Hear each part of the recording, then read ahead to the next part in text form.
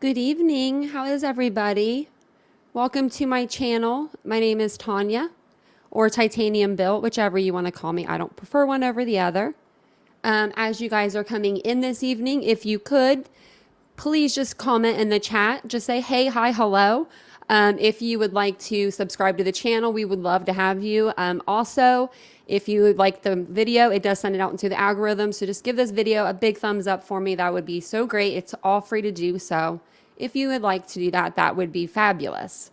I'm trying to get to 6,000 subscribers by the end of the weekend, and I'm getting pretty close. So I think we can do it. I see we had some people in the chat. So earlier today on the live, I don't know if anybody caught that, but I said that it was Friday. I don't know how many times I said it was Friday because I thought it was Friday up until I left the room. And Vincent was like, it's Thursday. And I dead seriously was like, I was serious. I thought today was Friday. So I'm a day behind. Hi, Ina. Oh, yep. She said she was going to look it up, and then there it was. There we are. We're here. Sugar and Spice says she's baby free. That's good. Good. You can relax. You can relax this evening because I'm sure that they keep you on your toes. Oh, thank you. Hi, Justice Jane. Oh, I love your picture. And Alicia. Okay. So yeah, we're going to talk about Alex Murdaugh tonight. Well, actually, Nancy is. She's going to really talk kind of for us, but I am going to read an article. It's kind of long, but it's about the case and it's pretty good. I listened to the Nancy Grace podcast earlier when I was getting ready, and it's really good. She has a good panel on there. She is, there in South Carolina this week for the trial, so she's just front row and center. You can see her, like she's a few rows back, and she's usually, looking. They didn't have computers for the people that were in the gallery? So the people that are the spectators, they didn't have camera set up or monitor set up for them to computers for them to look at what the jury was seeing because they don't want, cameras to see it. So she was trying to sneak some glances in. I think she snuck some in. I think she did a pretty good job. I was going to have you guys listen to this one, but it sounds robotic. So I'll probably just read it to you guys. But there's just a couple things I was going to share with you guys before we got to the Nancy Grace. So he is charged with, 70, I believe it's 77 different charges. His family has run, the county for the last 87 years, almost 100 years. So they're pretty well off and they're pretty well known in the community. He has charges anywhere from fraud to murder, everything in between. If you could be charged with it, I think he's probably charged with it. He has 77 charges. Like I said, I believe I read an article. It said up to 731 years in prison. That's a lot of time. So he's got a lot to explain for himself. I didn't get to watch a lot of the trial today, so this will help me catch up also. And from yesterday as well, I believe. Also, does anybody know exactly what day we're on in court? Because I know that jury selection was a couple of days. So some people are putting day 5, day 9. I'm like, what day are we actually on? So if anyone knows, let me know. And I'm going to play the Snapchat video and stuff after I read this article for you guys too. So I'll try to make it fast. But it says, maybe I can make this bigger. I know I was going to have to try to make it bigger. I should put this open. Let me try to make this a little bit bigger for you guys, if I can. Oh, I can. Look at that.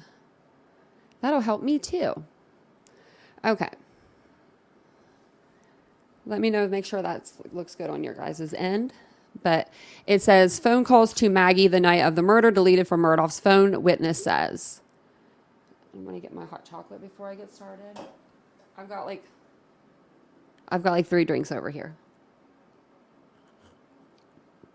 All my trees on this side. I swear every mug is on that side. Okay. Calls to Maggie Murdaugh's phone the night she was murdered appear to have been deleted from Alex Murdaugh's phone. The state law enforcement division agent who pulled the information from Murdaugh's phone testified on Wednesday to the discrepancy between the two phone records at the Colton County Courthouse where Murdaugh is on trial for the murders of his wife Maggie and son Paul.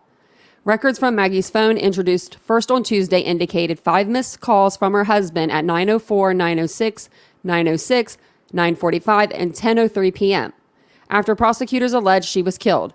But those calls are missing from the call log on Murdaugh's phone. The only activity recorded at the time was an unanswered call to Maggie made from Murdaugh's phone at 10:25 p.m.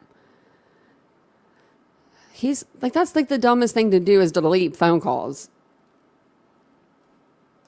He also has a second phone piece in a pod. Day 9. Okay. Thanks, Miss Linda. Thanks, Alicia. Yeah. I'm like, what day are we on? Because like, I guess you would, if you count jury selection, some people I think are counting it. Some people aren't counting it. So I'm counting it. I'm just going with I'm going with the flow. He's in big trouble. Teresa said, yeah, you're right. I mean, you can see that they have his phone.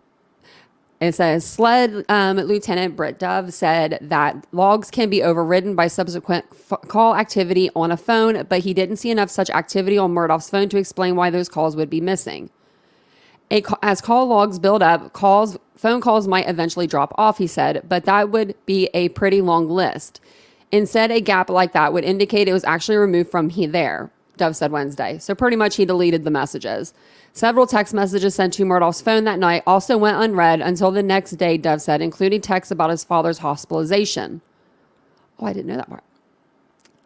Because I think that was one of the texts that Maggie got right, that it was about Alex's father not doing so well.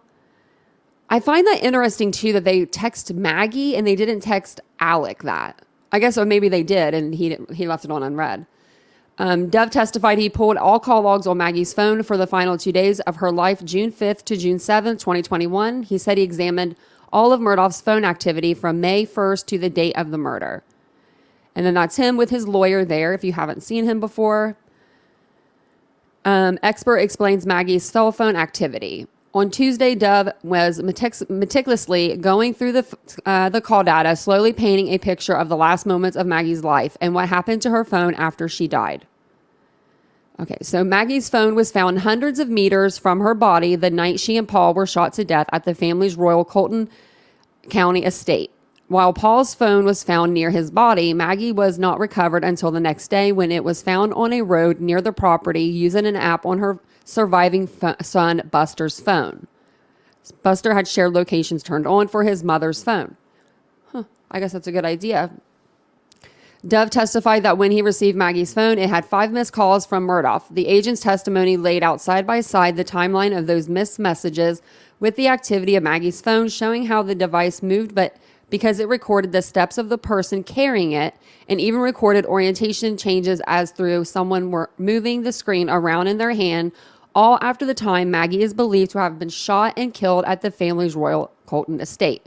So basically that's saying that her phone was being used when she was no longer here. That's crazy. I'm going to grab my drink real quick. It's an Ohio cup tonight. It's got like Christmas or something. I don't know. I like it. So, okay, Max, why do they call him Alec and not Alex?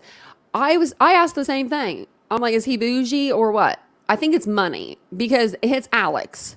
Like, if you're born and your name is Alexander, my boyfriend's brother is Alexander. His name's Alexander. Never once in his life, and he's my age, 37, he's 38, I think, 37, 38. Never in his life has he ever wanted to go by Alec. It's Alex. So, yeah, I think it's just a thing. Maybe, I don't know. It's just very, very strange because I know Buster got his name from his great grandfather, but I don't know. And then it's Murdaugh. It's not Murdaugh because there's no K in there. It's like, I don't know. His name is very confusing, I feel like. We all kind of say it different. It says at 8:49 p.m., prosecutors say Maggie's phone went silent forever, meaning Maggie never initiated any activity, answered any calls, or read any text from this point on. But at 8:54 p.m., the phone's camera activated as if it were trying to recognize a face for a facial recognition unlock. One orientation change occurred at 9:06 p.m., the same time Murdaugh made one of the several phone calls to Maggie's phone. And I think the orientation means like it went to landscape mode. Like when you go from, I think that's what that portrait like this, and then you go to landscape. I think that's what that means. The same, it says the same expert testified to Paul's phone activity, including a lengthy text exchange that ends with the message read but not responded to at 8:49 or 8:48 p.m., moments before it was believed he and his mother were shot to death. In a bracing cross-examination Tuesday, defense attorney Jim Griffith dug into decisions investigators made while gathering evidence and conducting interviews that he argued led lead investigators to focus on Murdaugh. In the days after the murders, investigators talked to hundreds of people in an attempt to widen their circle of investigation. SLED agent Jeff Croft testified, which started with only living person at the crime scene, Murdaugh. And we saw that. We watched the, when they were in the back, or they were in the police car, they interviewed him. Croft testified earlier this week that during a SLED interview with Murdaugh on June 10th, 2021, Murdaugh broke down sobbing while talking about Paul. Murdaugh said of Paul, "I did him so bad," Croft told the jury. And we went over that the other day in the live. If you missed that live, it's still there. The statement had been first revealed to the jury during the playing of a video of an interview with Murdaugh. And then this is him, it looks like sending messages to her.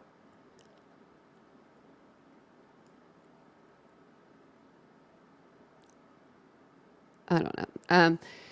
Says, but the recording divided onlookers about whether Murdaugh said that. Many reported hearing they did him so bad, Murdaugh sitting with his lawyers mouthed they. The defense appeared confident that Murdaugh said they, and Tuesday Griffin replayed the audio once at normal speed and then again at 1/3 speed. The drawn-out distorted syllables did not clarify anything to a certainty. No, that sounded horrible. I don't know if you guys heard that, but it was like, I could not tell what they were saying. When they slowed it down, it made it worse. Are you 100% confident that Alex said, "I did him so bad," and not, "they did him so bad"? Griffin asked Croft. I'm 100% confident in what I heard and what I testified to, Croft replied. When then did he not pursue the matter with Murdaugh or even make a note of an apparent confession, Griffin said. I do agree with that. What do you guys think about that? Why didn't the officer, if you're an officer, you're there, you're in the moment, you're present, right? You're supposed to be like put together. You're supposed to be together. So he says, if you think he says, "I did him so bad," I think that I would arrest him on the spot. Perhaps, maybe not arrest. Maybe that's a little too much, but I would at least take a mental note and a physical note of that and tell everybody, supervisors, everybody, this is what I heard. This is what happened. Croft stated that he made a mental note of it, but testified that he did not want to appear to challenge Murdaugh on any of his statements before investigators had more information. Well, he probably could have told someone, though.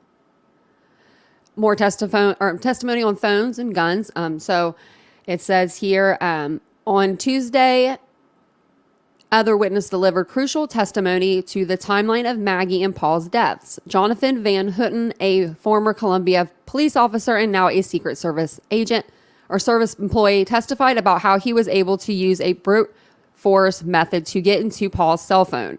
Paul had also used a password based on his date of birth, and that proved helpful in gaining access, he testified.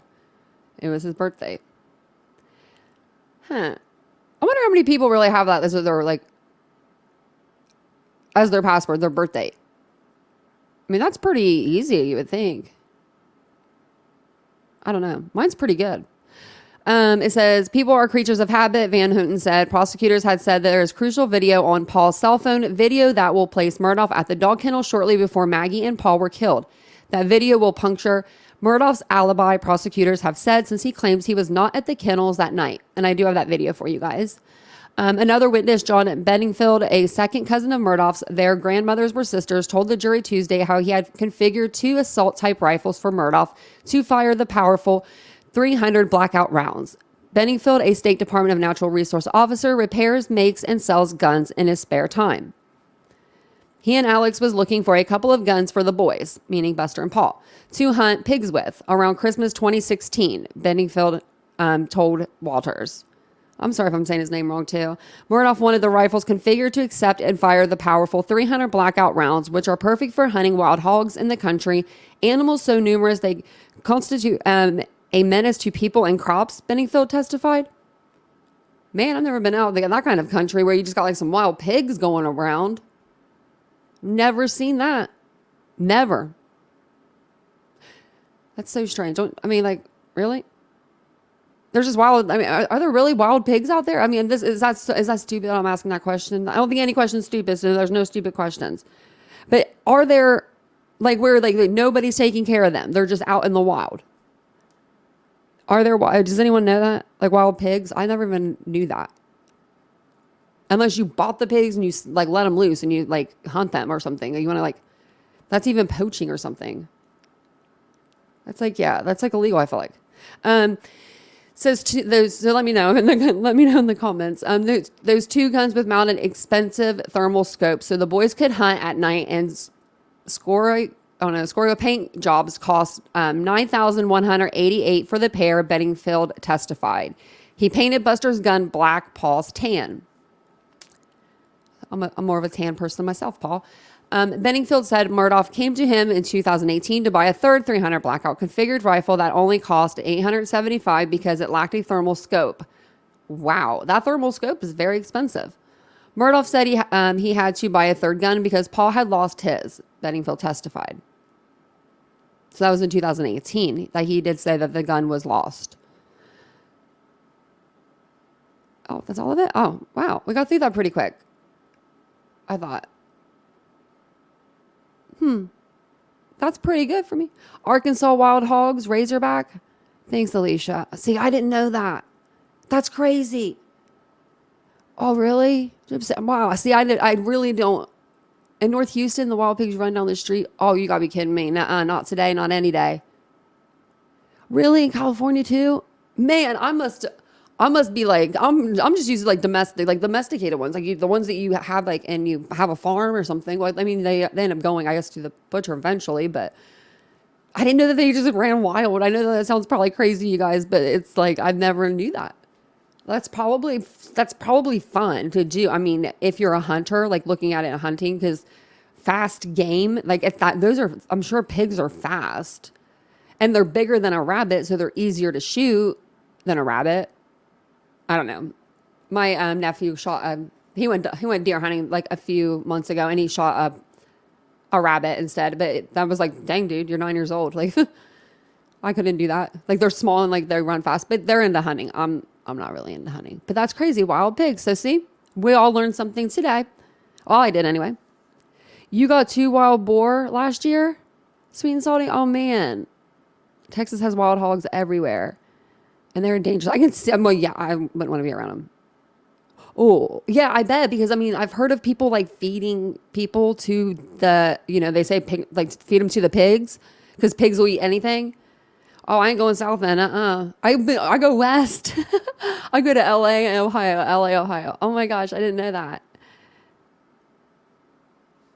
What? Sorry, it's 404 law. I think I heard it's an extra charge to the case on Murdaugh. He has an extra one added. Wow. Okay, so this one's going to be about the Snapchat story. First, I was going to play... Let me see. Which one should I play first?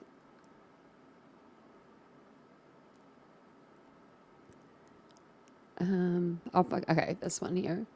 Maybe I'll play... I'm going to play the lady that testified on the stand first. She might actually go over it on here. I don't know if she does, because I didn't get to watch this whole video.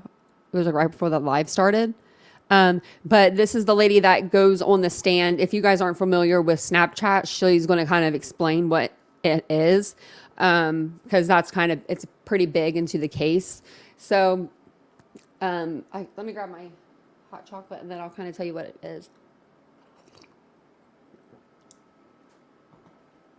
So Snapchat's pretty much an app that you can make like videos on and pictures, and you can send them, and they send and they're good for like 24 hours to view.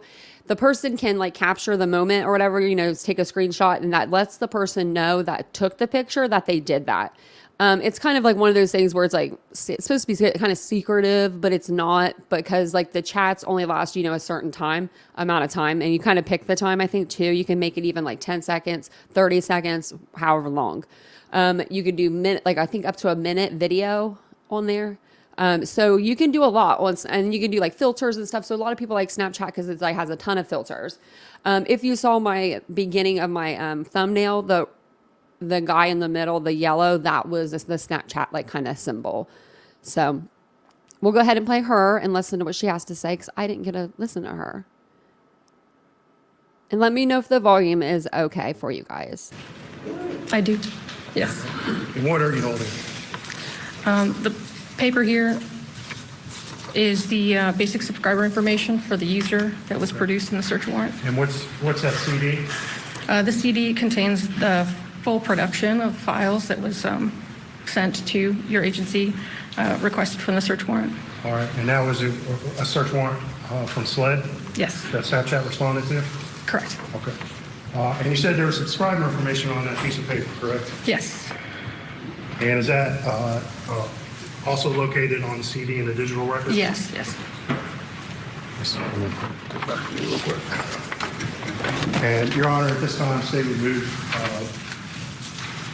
these into evidence. No objection, no. They're admitted without objection. I'm going to hand you back states 304. And you indicated that was subscriber information. Is that correct? Correct.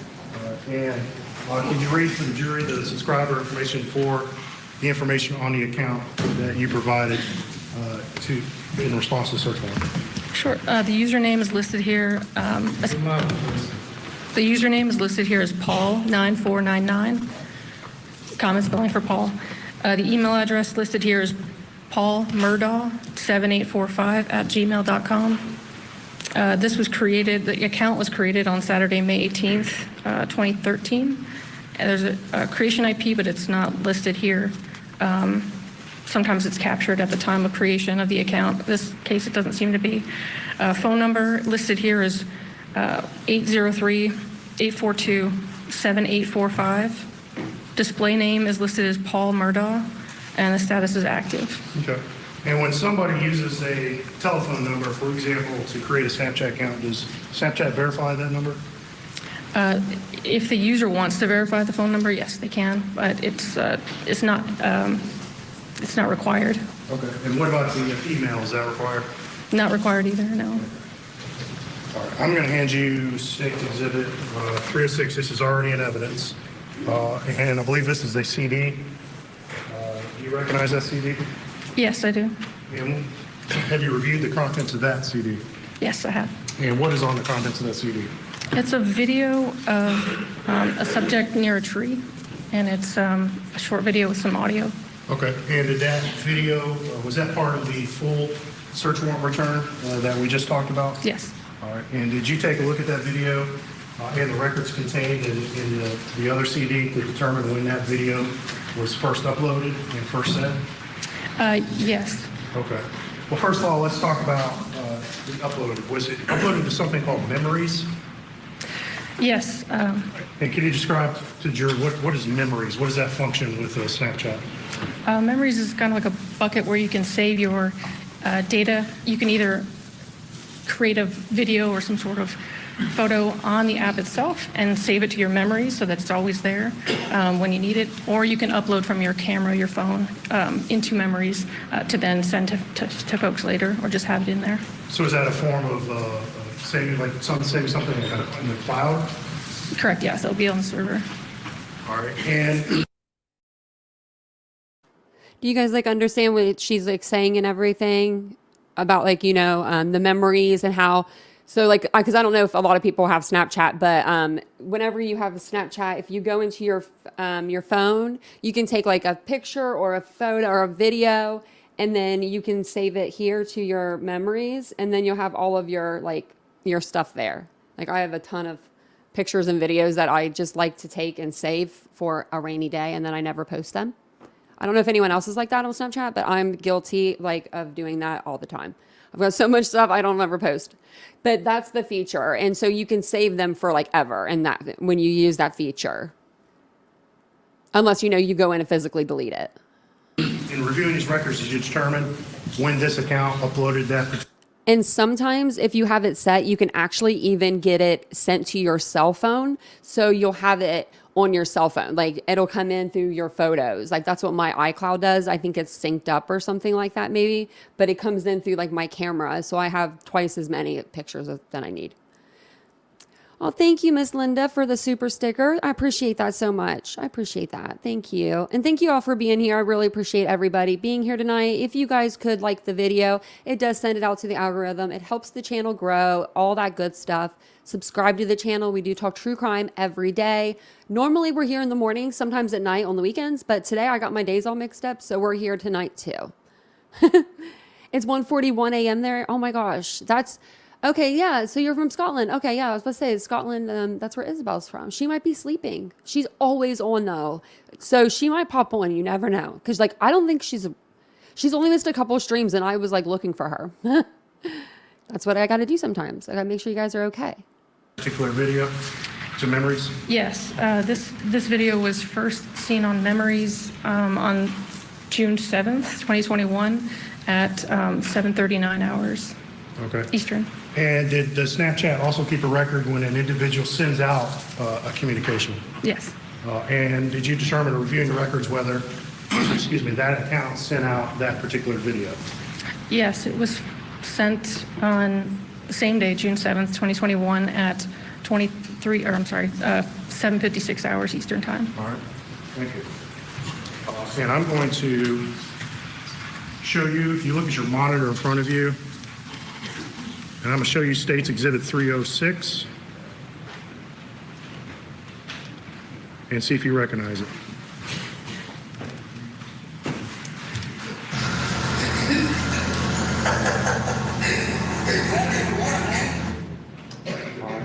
And did you recognize that video? It didn't show up on the... Oh, I'm sorry. Can we get get on the screen? My apologies. Oops. Okay.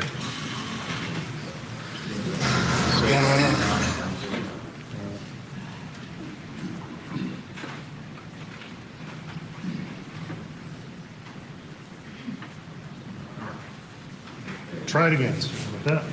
Can you see the what's on your screen right now? Yes. All right. And I'm gonna play that one more time.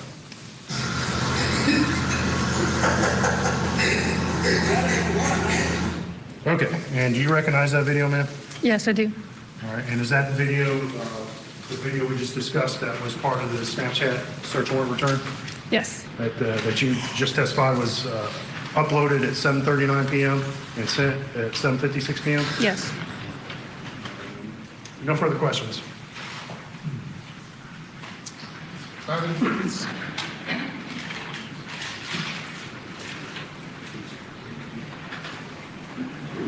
Good morning, ma'am. Morning. Can we pull up the Snapchat video, just have it frozen on a screenshot? Just wanted to point something out really quick. Hold on one second. Let me start the video again.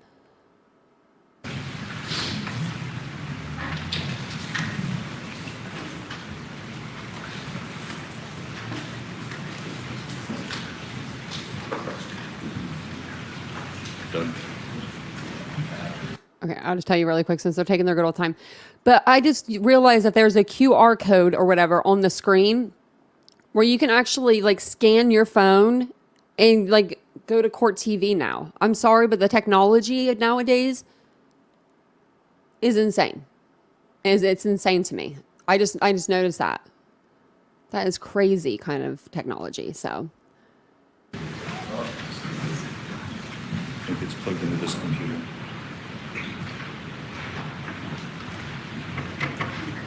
All right, that's good. So this is what, or part of what Snapchat gave to the state on July 6th, is that of 2021? Is that correct? Correct. So the state had this on July 6, 2021, in the state's possession, I believe so, yes. this information. And you testified that this was uploaded at 7:39 p.m. on the 7th of June, correct? Correct. Is that exactly when this video was shot? I can't tell that information from the production. Are you certain that's not something that could be told from the, perhaps the metadata for the video file? There was no metadata produced for this production. It wasn't requested, so it wasn't produced. So if someone were to right-click on this video file and you know, where it has various metadata that pops up on the screen, would we see a media created date? I don't know. Well, I wouldn't know. let's see if we would. Court's indulgence for a moment.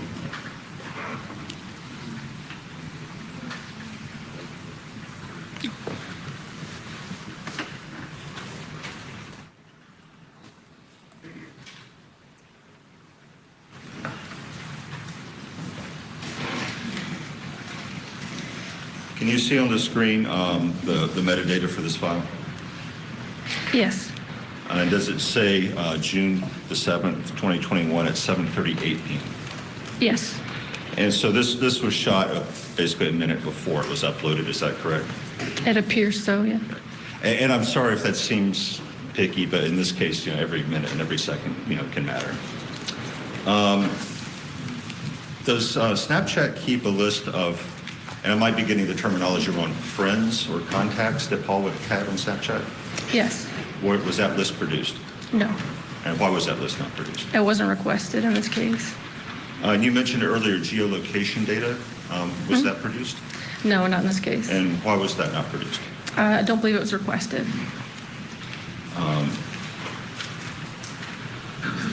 Is it possible for, I mean, I don't know how it works, for some or all of Paul's friends to have access to his location through the app?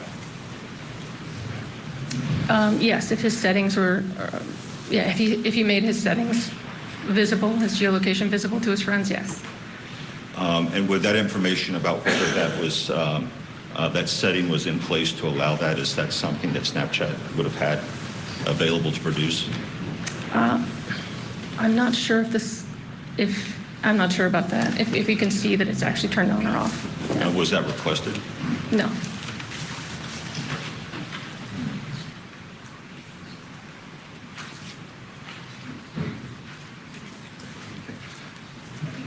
No further questions, Your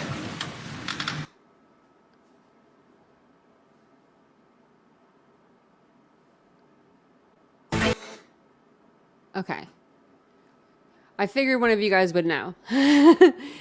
So I think he was arrested like first, or maybe like, oh yeah, September, so it was September 16th. Okay, because I was looking, I thought I said October or something, but this was when I think it was printed. Because I was wondering how long he's actually just been sitting behind bars. Just, there's no emotion there at all. I mean, I don't care. I thought maybe if he's been sitting behind bars for so long, he's already like cried all of his tears and he just can't cry anymore.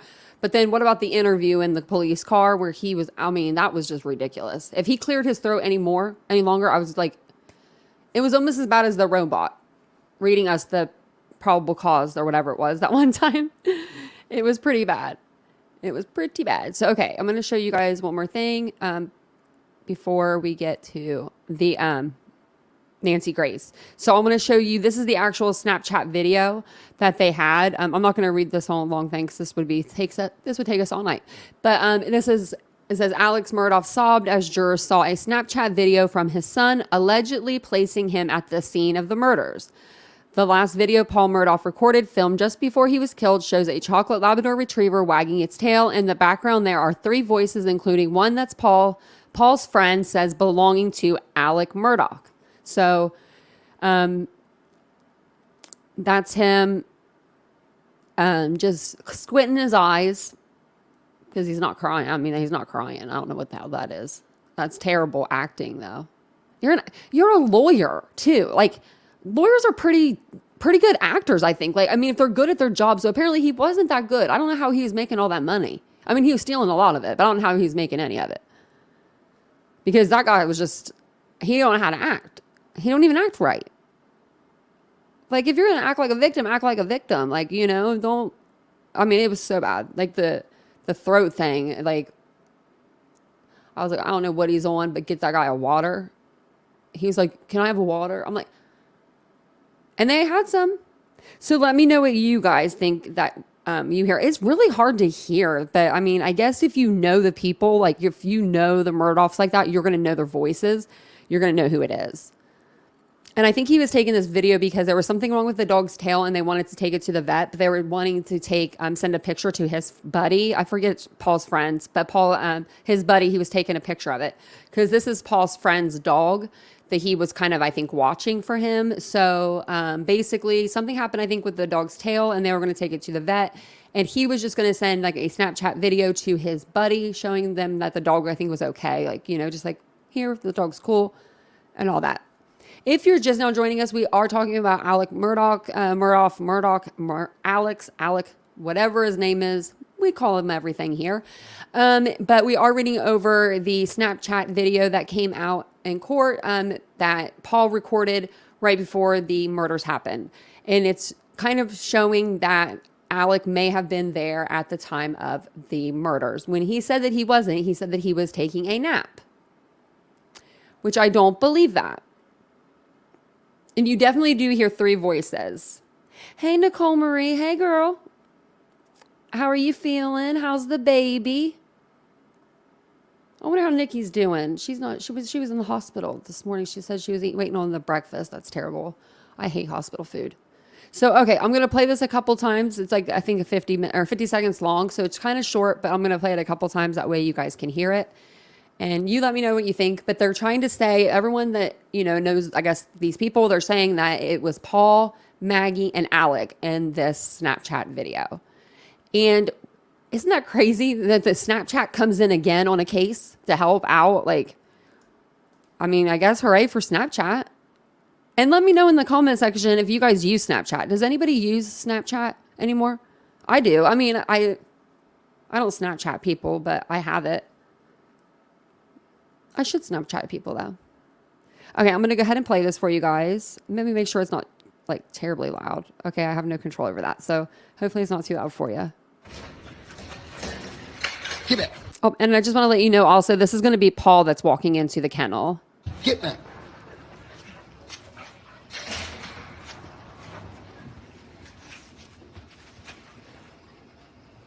Quit, Cash. Quit. It's okay. Come here. It's not bad. Come here, Cash. Post it. Cash. Hey, he's got a bird in his mouth. Hey, Bubba. It's a guinea. There's my chicken. Come here, Cash. Cash. Quit.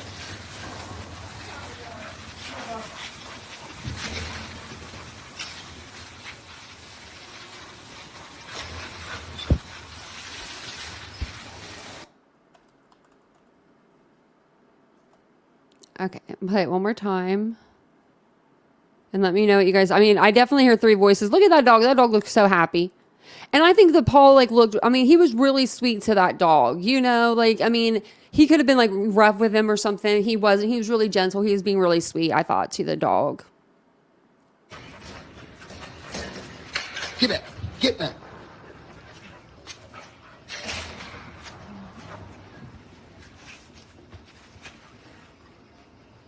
Quit, Cash. Quit. It's okay. Come here. It's not bad. Come here, Cash. Post it. Cash. Hey, he's got a bird in his mouth. Hey, Bubba. It's a guinea. There's my chicken.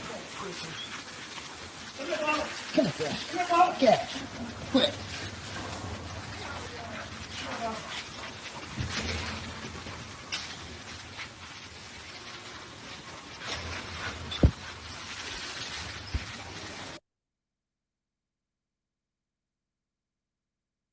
I wonder if they could recreate that somehow, like take him back there and make him like talk or something. You know, I mean, I've seen crazier things, but I bet it's him. And like, can you imagine sitting in court today and like this video pops up? Like, I wonder how like he feels about that. I also wonder how Richard Allen feels about that, knowing that there was a Snapchat. Like, you're caught. those girls were amazing, and so I think that Paul was amazing. Here, it sounds like he may be the savior for him and his mother. I mean, really, they don't have a whole lot of evidence, but they don't have anybody else at the same time. Like, they have no other reason for this to happen other than Alec doing it. Yeah, their dog's out chasing a chicken. I was wondering, I was like, this dog doesn't have a bird in its mouth. I was wondering why they were saying that. Thanks, Judy. That kind of clears that up. She says their dog is out chasing a chicken. You hear Maggie and Alex. Yeah, or Alec. Yeah. I did hear him say there's like a chicken or something. I'm going to play it one more time just because so we can hear that part too. Get back. Get back.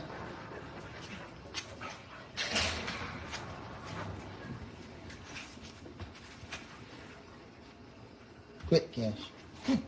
Quit. It's okay. Come here. Oh, It sounded like he said good catch. Like maybe that dog had gotten an animal or like, you know what I mean? Like something. Maybe that's what happened. Like something bit its tail. Get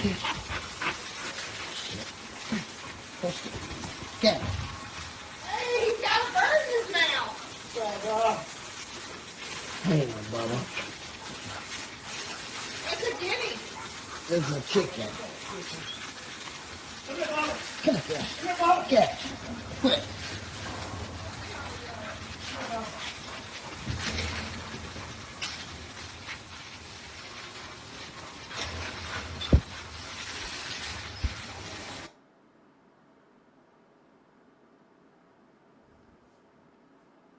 I was reading Teresa's comment. She said, today's testimony, hopefully judge decides on the 404B law. The jury was sent home early today as the financial witnesses took the stand, bring the jury and judge. I heard that they're keeping it very cold in there right now too. It's on the Nancy Grace podcast actually. She says it. She said that way that they stay awake. Still sore. Aw. She's in the hospital for 2 more days because of blood sugar. Aw. Well, at least she gets to come home. 2 more days, she'll be home. Oh, that's exciting. She's healing good, hopefully. One of our girls had a baby Titan, so we have a little Titan in our group now. So if that doesn't make you want to subscribe to the channel and like the video, then I don't know what will. I'm using Nicole Marie's baby as leverage for my channel. I don't think she would mind.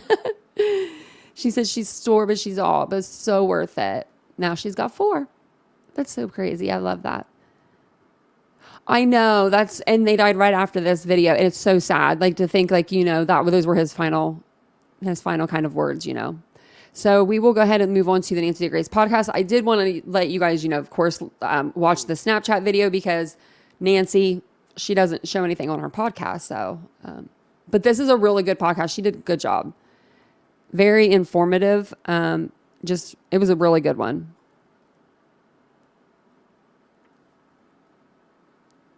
Let's see. Oh, it went up a little bit. 95% of Sorry, it's kind of loud. You might find Crime Stories with Nancy Grace. We are here right outside the courthouse. The judge has just broken for lunch, and what a day it has been in the courtroom so far. Court kicked off this morning at 9:30, and it was back at it with cell phone data. And finally, we've gone through a labyrinth of information, and we're finally learning something. Not only that, we finally saw the Snapchat video that places Alex Murdaugh at the scene of the murder just moments before the state says Maggie and Paul were murdered. Let's take a listen to our cut 1. This is the Snapchat audio just played in court behind me. Listen. Get out. Get out.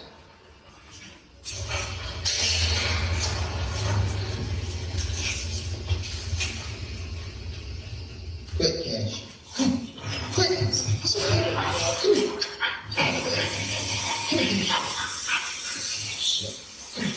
Austin. Cash. Hey, he's got a bird in his mouth. Hey, Bubba. It's a guinea. There's a chicken. Come here, Cash. Cash. Okay, I wish you could see it. We're trying to get it so you can see it as well, just like everybody in the courtroom did. The way they've got it set up are their little computer monitors for the jurors to look at. Then each side, the state and the defense, has monitors, and they just got working. I saw today for the first time a monitor so everyone out in the audience could see. And what that was is Paul trying to take a video of a friend, Rogan Gibson, aka Rogie, his dog. They were going to take the dog to a vet, but they wanted to show a picture of the dog's tail to a vet friend of theirs. And they wanted him to send that video. So you hear Paul telling the dog what to do, you hear Maggie speaking, and then you hear a third adult male voice. The state contends it is Alex Murdaugh at the scene of the crime just minutes before evidence suggests that Paul and Maggie were murdered. I'm Nancy Grace. This is Crime Stories. Thank you for being with us here at Fox Nation and Sirius XM 111. Hey, if I could get the New York control room to play that one more time, because this is a bombshell for the state.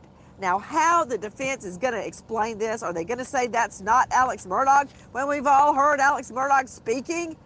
It's him. Let's listen to it one more time, guys. Take a listen. Get up. Get up.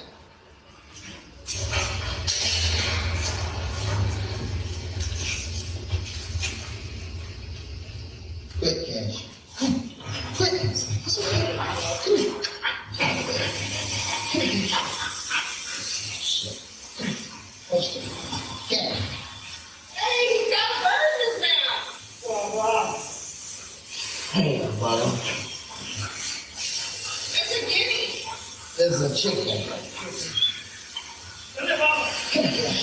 Cash. Yeah, I'm looking at a feed right now of what the jurors could see. I could only see the back of Murdaugh's head bobbing up and down, but the jury, just like you did, could see his facial expressions while that was being played, probably the last words that Maggie or Paul ever uttered. Again, we are live right outside the courthouse. We all came rushing out for the lunch break. With me an all-star panel to make sense of what we know right now. Now, that bombshell evidence was preceded by hours of laying, and it was tedious, painstaking, minutely done by the state, and then the defense had their chance to cross-examine cell phone data. And I was amazed. Let me first go out to Giovanni Masucci. We're waiting on our senior investigative reporter, Ann Emerson, to dart out of the courthouse. Giovanni Masucci, senior digital forensic examiner for over 35 years. Giovanni, thank you for being with us. Giovanni, we have laid out as best we can, and we've scribbled all over it and revised it over and over, a very intricate list of all the movements, all the calls, all the text messages, all the pictures, everything from 8:40 p.m. to 10:34 that night. Giovanni, we can even identify when Alex Murdaugh walks with a phone to his Chevy Suburban at 9:06, and we can see Maggie's phone is moving at the same time, and at 9:06 he cranks his car up. We've got about 280 steps by Alex Murdaugh at 9:02 to 9:06. We believe that the shootings occurred around 8:49. He's right there based on his own steps, based on his own Chevy Suburban cranking up. Giovanni Masucci, explain to us, how do they do that? The state and the rest of the folks that were involved, the FBI and U.S. Secret Service, did an excellent job as far as obtaining the data from all the phones and correlating it together and linking all this data. It was pretty amazing how what the iPhone records itself, the type of data, with the health app and GPS and location. And so it's very intricate how. Just to let you all know, if you do not have an iPhone, this is your time to get one. I don't know if Android phones do this, but iPhones do like everything. They track like your every step. Oh, there's my cat. They track your like every step. They track, when you're like sleeping, like if you're resting, if you're working out. I have like an Apple Watch, so it tracks like everything I do. So if I were to take my watch off, it would stop the activity. It's crazy. Like, and then my phone, it tracks everything as well. So I just think that, I don't know, iPhone is a lot easier for me than Android, but I'm probably going to get a lot of hate on this one for that. But if you handed me an Android phone, I wouldn't know how to work it. I would be like, where's the buttons? So like, there's no button. So like the texting is a lot different. I can't do that. I can't do it. Okay, I'll go ahead and get back to Nancy and let my cat out of the room because he looks like he wants to go. He's going to leave me. They laid it out, and I think they did a great job detailing it. Now, having said that, when they talked about the motion of the phone, okay, and the phone, ringing on the phone call coming in, the defense was saying, could that trigger possibly the orientation change? And so you've got the phone at the same time, right? You have the dates coming at the same time. Is it possible? Is it possible that the motion can change the phone if the phone is maybe tilted? Is it possible? It depends on how Maggie's phone was set up, because that held that. Of course, Exactly. Everything on there. We are looking at text messages incoming, read and not read. It's pretty amazing the way we can see what's happening. I mean, Wendy Patrick joining me, California prosecutor, author of Why Bad Looks So Good, as well as Red Flags. Wendy, I mean, this is such a timeline in such intricate detail. I've never seen a murder timeline like this. You have Paul making that Snapchat video, and then shortly after that, he gets a text message at 8:49 from the friend Rogie. It's never read. And according to my calculations, the murders happened between about 8:50 when Maggie gets a text that she opens, and within 2 minutes it's all over. Wendy Patrick, no more phone calls, no more texts, no more outgoing, incoming, no more photos, nothing. It's done. It's done. I would say the theme of this testimony is time is of the essence, and the way you queued it up is exactly what they're proving. Talking, texting, watching. I mean, who knew your phone could do so many things? Think about how much easier it is to establish a timeline with this evidence than it would have been 20 years ago, 10 years ago. And here's the thing with the way this testimony is unfolding regarding the cross-examination. Jurors don't leave their common sense at the door. They're not persuaded by what's possible. They're persuaded by proof. And they're persuaded by proof that's corroborated by this very sound technology that they're now learning about that's consistent with the rest of the evidence they've already heard. Planning.com. Camera changes orientation. I mean, investigative reporter W149.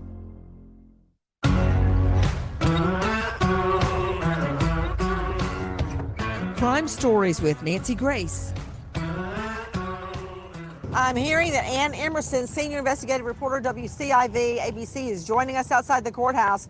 Ann Emerson, we were in there shoulder to shoulder listening, and after all of these calculations and entries and steps, and camera comes on, camera goes off, camera changes orientation. I mean, Ann, did you know when you take your phone and you move it from portrait like this to landscape like this, somewhere off in the lab, they can tell that you did that. They can tell when you turn on your phone. I mean, they can tell when you turn on your camera. They can tell when you're walking. They can really track everything. That was one thing I wanted to point out too. So they said something about her camera. Her camera was opened on her iPhone. I have the iPhone 13, so it's the newer one. And there's a feature, if you touch the back of your phone, if you touch it like 3 times, it'll unlock your camera. I think you have to have like your phone actually physically unlocked though. I don't know if I don't think I have the feature on it anymore, but you could touch your phone like 3 times on the back and it'll pop your camera up. So I'm wondering if something like that happened. I don't know. Do you guys have that feature like on Androids? Can you like tap it or like do something like that? I don't know. This phone could do so much stuff. I don't even know. Like, it's just, I don't even mess with it. I'm usually on my MacBook now, but You're doing, but I just wanted to point that out to you guys, just to see. I don't know if she would have. I don't think she would have done it, but maybe, I don't know. He could have done it. based on hours of testimony, I came down to this, Ann Emerson.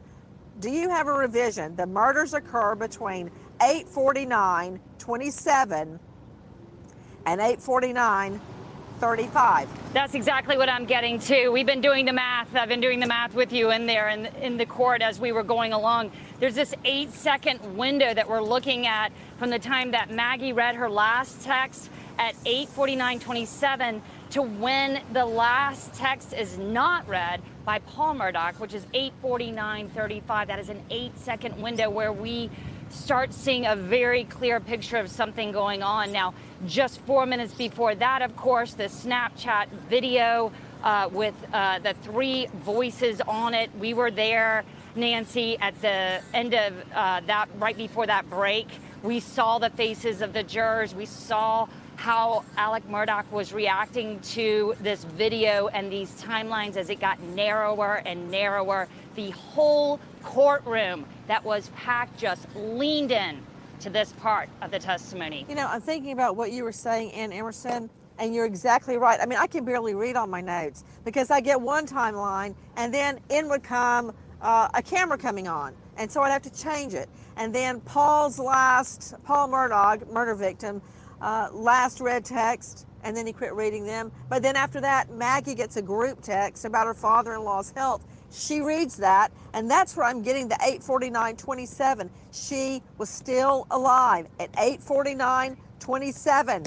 And by 8:49:35, when more texts are coming in, I think from the friend, Rogan Gibson, no more phone calls, no more texts, no more reading text, over. And I heard something really scary. I heard one of the lawyers bring up, is it possible, was she, Maggie, trying to take a picture, a photo of the killer? And that happened right before the lunch break because her camera on her phone came open, but then in 1 second, it closed. Did you hear that? I did hear that. Was she trying to take a picture? Now, was she just grappling with her phone, or was it just one of those circumstances where the phone moved? We don't know. And of course, if there was a picture, we would think we would know. How could you do that? How can you exit out of the Apple? Okay, that's fast. If you open the camera app, open it 1, 2, it's like 2 seconds, I feel like, to close it. I don't know. That just stuck out to me. That's really fast. So whatever it was quick. I wonder, I don't know. I wonder if it was something like going on with her phone, but I don't think that's what it is. I'm sure she had a brand new phone too. I'm sure it wasn't an older model. It was probably one of the brand new ones, probably my year or than 14. Know about it by now of a perpetrator, but it was very compelling when we heard that just at the break. Once again, I have never in my life, Nancy, these cliffhangers that we get as we go to break, as we go to lunch, as we end the day, it's just like you're ready to turn the next page, and they stop us. So it's like now we have to wait for an hour before we find out exactly what that means. But as far as also I wanted to throw in one more thing into that timeline that we're looking at. I wrote down that Paul's last outgoing message was also 8:48:05. So no matter how you cut it, we're talking about seconds and minutes. We're not talking about hours. We're not talking about a big timeline. So if there is a way for the prosecution to somehow link Alex's voice with the third voice that we heard on that Snapchat video, that is going to be very compelling evidence. And I just got to say, I mean, and I'm going to circle back to you on a text that Maggie, we now know what it said, sent her friend as she was en route to the hunting lodge at Moselle. Let me bring in Robert Crispin, private investigator, former federal task force officer for the U.S. Department. Sorry, I keep pausing it, but I did. I read Alicia's comment. She said, "I heard not passcode number, but a face recognition camera opens to identify the user." That is true, and that's what he. I mean, that's what he could have done, because if the iPhone, I believe 8 is the last phone that had the button down here. So remember, the iPhone had a button, and you would put your fingerprint in, and then that's how your phone would open. Well, now it's all facial recognition. So you can either do facial recognition, or you can, put your passcode in. So you would just need their face. That's insane if he did that. That is just, that's like, you know what I mean? Like, it's already too much, and then that's just too much. Department of Justice at CrispinInvestigations.com. Robert, thank you for being with us. Robert, please, come on. He gave his story that he was never at the kennel. Never. And here he is popping up on audio. It's him. Even the context of what he's saying, he's talking to them about this dog picture. I mean, it's clearly Maggie, Paul, and Alex Murdaugh, the defendant. Yeah, this is a major problem for them. Sorry, I'm on this last time. I'm going to stop it for a while. But do you think that he planned this that night? Do you think he already had this planned, like pre-planned, and he had this set up for a long time, and it was going to go down on that night that way? Or do you think he just took advantage of the situation that had happened that evening, that where they were there by themselves, and he thought he could get away with it? But what do you guys think? I was just wanting to know that. Like, do you think that he pre-planned this, had it all planned out, thought he was going to, get away with everything? Or do you think that he was just kind of like, oh, he saw his opportunity, and maybe he had the guns there? Maybe they were in the car. Maybe Paul had them. He said Paul liked to throw stuff around, which I don't know if that's true. But if it was, maybe they were in the dog kennels, and that's where he saw the guns. Maybe.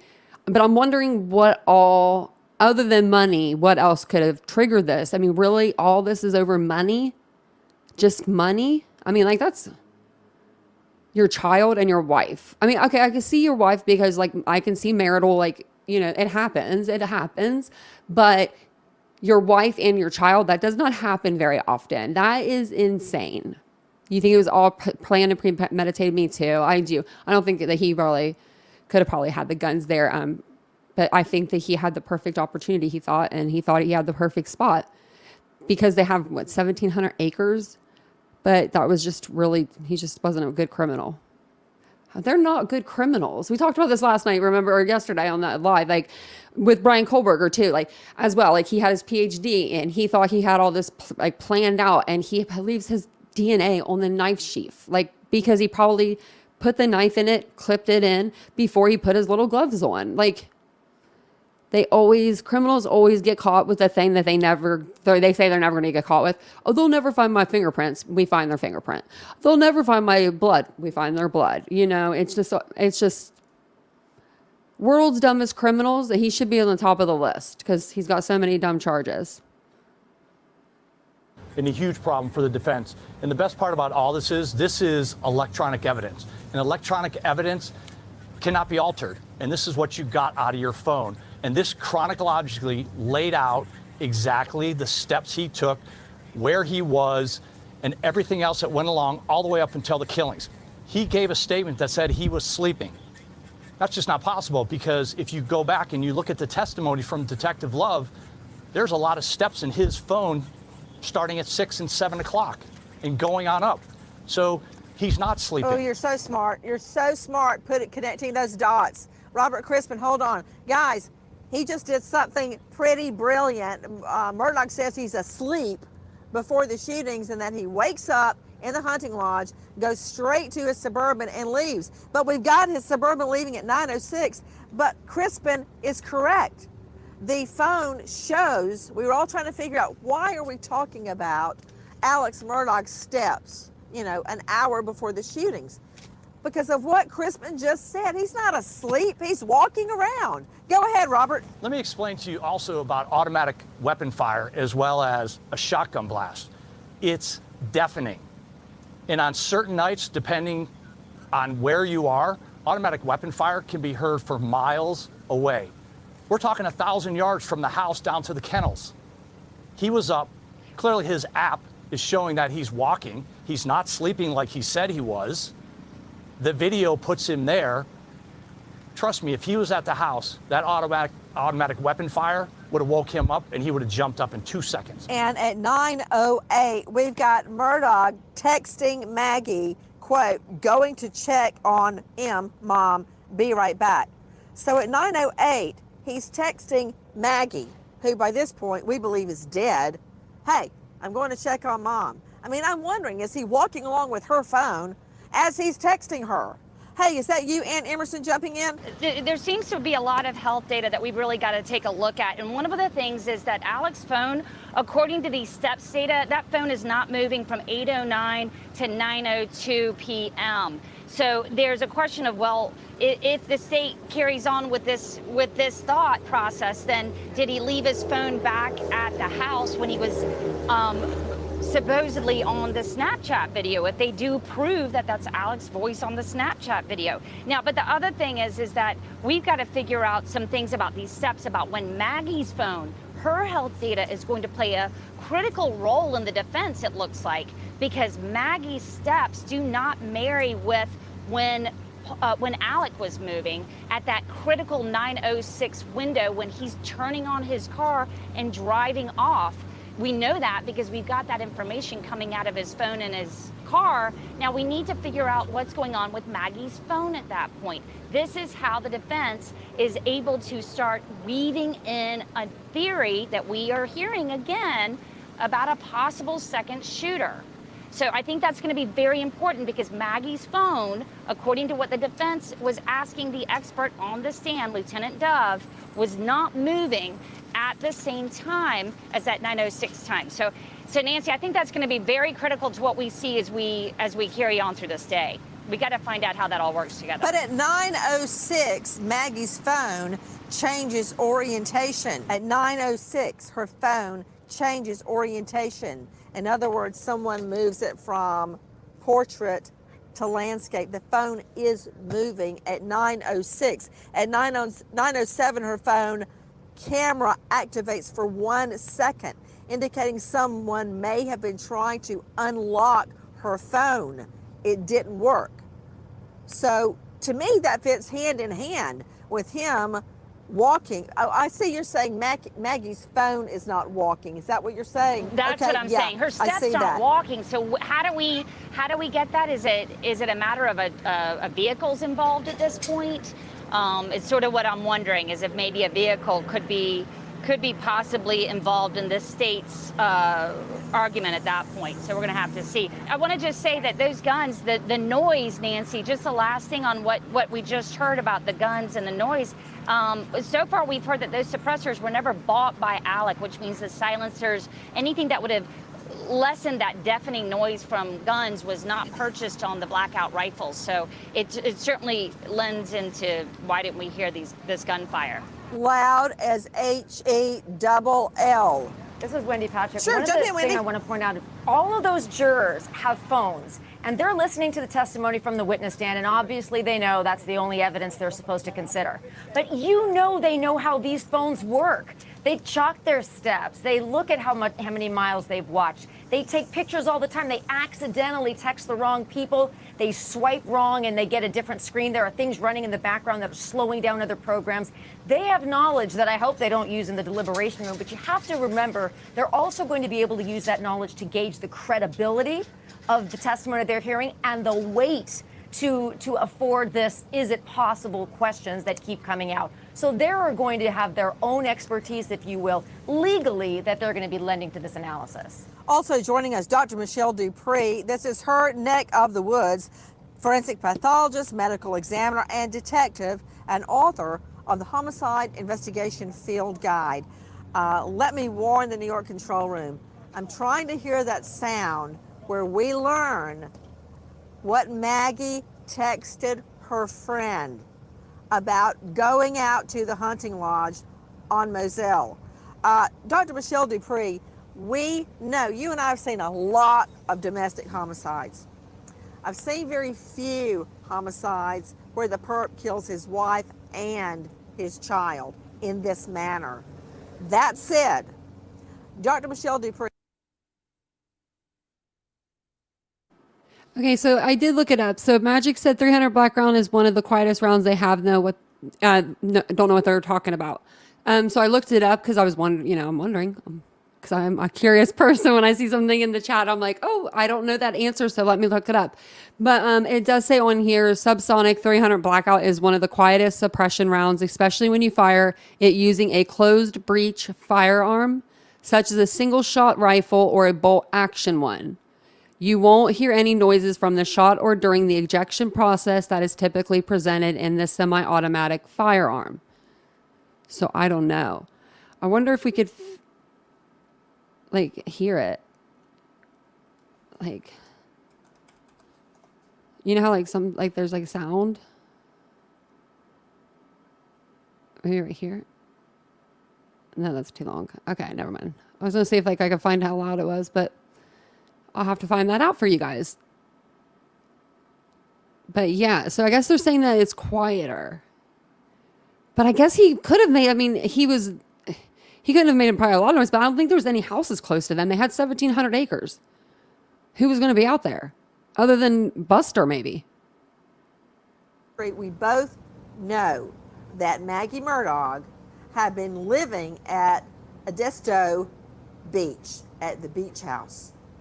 And she didn't like coming back and forth to Moselle, that hunting lodge.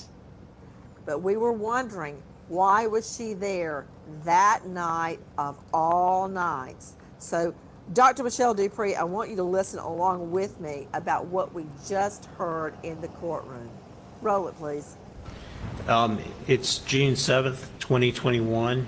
It's at 7:55:26 p.m., but this is in UTC time. So to go back minus 4 hours to set it to our time zone would be at 3:55:26 p.m. Right, and that's 3:55 in the afternoon, correct? Yes, sir. Of June 7th, correct? Yes, sir. That's in the afternoon. You subtract 4. All right. Read that text, please. It says, TY, I'm waiting at doctor. Alex wants me to come home. Alex what? Wants me to come home. I had to leave door open at Edisto, but trust Mexicans to shut and lock for me. His dad is back in hospital. The last doctor claims no cancer, it's pneumonia. And there's some emojis and it says Alex, but I'm not sure if that's going into the next thread or not. Okay, Dr. Dupree, there you have it. She writes her friend, Alex wants me to come home, and we all know it was to go and visit the father, the ailing father in the hospital, Mr. Randolph. And the thing is, he never went to go see Mr. Randolph. He never went with her to go see Mr. Randolph. She got out there and he left, reportedly, to go see his mother for what, 20 minutes, and then come back and, whoa, my wife is dead? Exactly, Nancy. And also remember that Maggie texted a friend on the way and said, I don't like this, I don't feel comfortable. Alex is up to something, or something along those lines. And another thing, if Alex was there during the time frame that this electronic data is showing, he says he didn't see anyone else around. Well, that's within minutes of when this happened, and he saw no one. Ann Emerson with us, you were there when this went down, and the jury was all ears, Ann Emerson. Absolutely. I mean, everybody's just, as one legal analyst said to me, it feels like Maggie and Paul are talking to us from the grave, telling us exactly what's going on. As in the minutes and hours leading up to their deaths. It's unbelievable how many details we're getting off of these phones.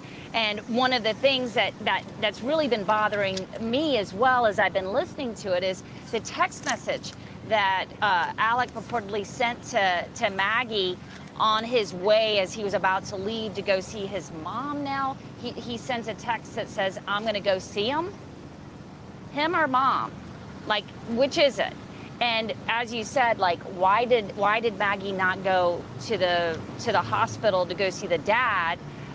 There's just a lot of confusion right there that defense is going to have to work double time to clean up, I think. Well, hence starting his alibi. They've got a lot to work with regarding this, because the fact that Maggie's phone was not moving along with his, that's going to be a problem for the state. But I've got a feeling their expert's going to be able to come through. Guys, so much happening in the courtroom. I want you to also listen to our Cut 7. Take a listen. At some point in time, did you ever have another conversation with Alec about making another blackout? I did. And when roughly was that? Do you recall? It would have been around April of 2018. April of 2018.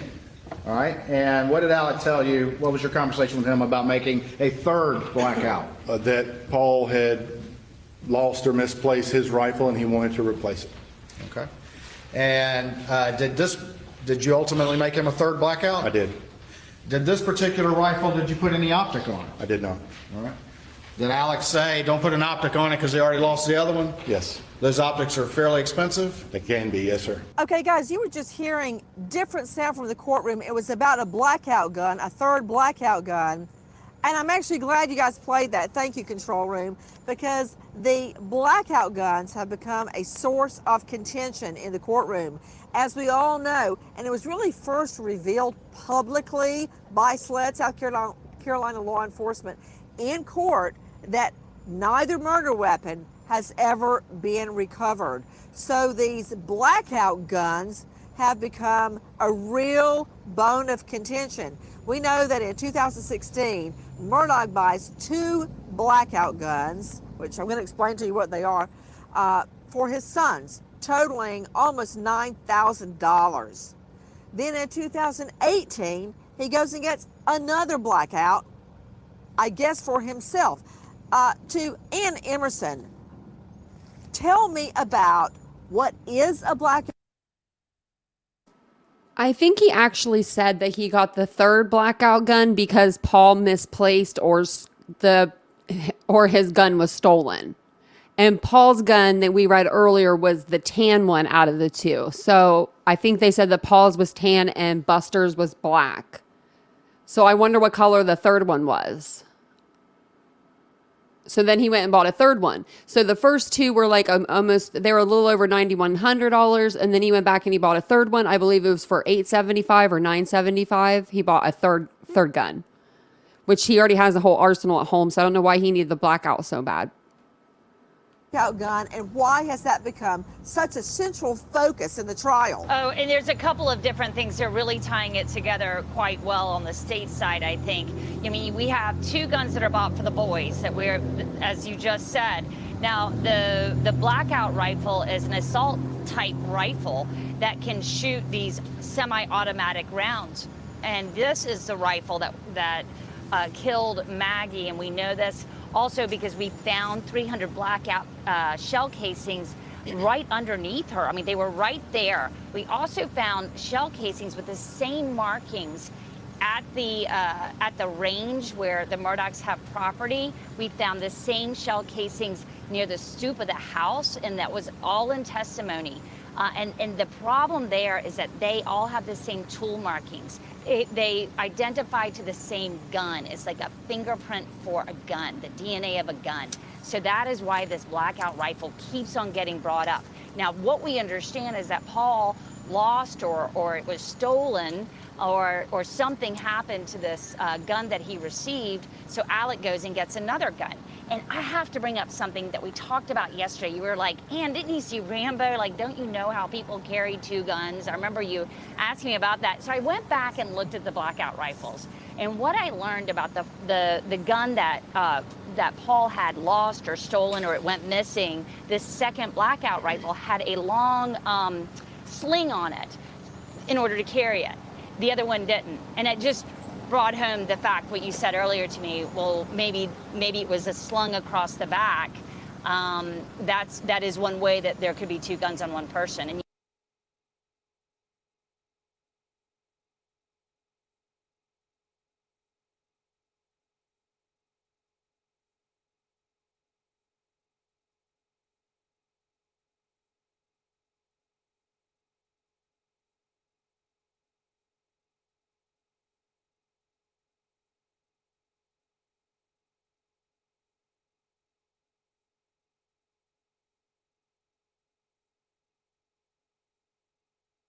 But based on hours of 95% of Body your true colors.